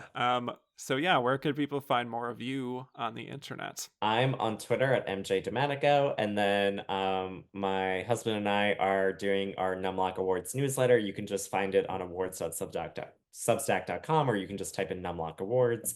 It's me and Walt Hickey, and he has his Oscar charts out, and we're going to be, doing some deep dives and all that kind of stuff. So that's where I'm at on the internet. All right. Well, thank you all so much for listening. You can find me on Twitter at Kevin_Jacobson. The show's at Oscar Runner Up. Instagram at And the Runner Up is. Rate, review, and subscribe if you haven't already. And if you liked what you heard, go to patreon.com/And the Runner Up is, where you can hear a whole bunch of bonus episodes. And next week, we'll be breaking down the Best Actress lineup of 1992, where the nominees were Catherine Deneuve in Indochine, Mary McDonnell in Passion Fish, Michelle Pfeiffer in Love Field, Susan Sarandon again in Lorenzo's Oil, and Emma Thompson in Howard's End, with the winner being Emma Thompson. So with that, thank you so much again, Michael. Thank you. And I will bid you all adieu.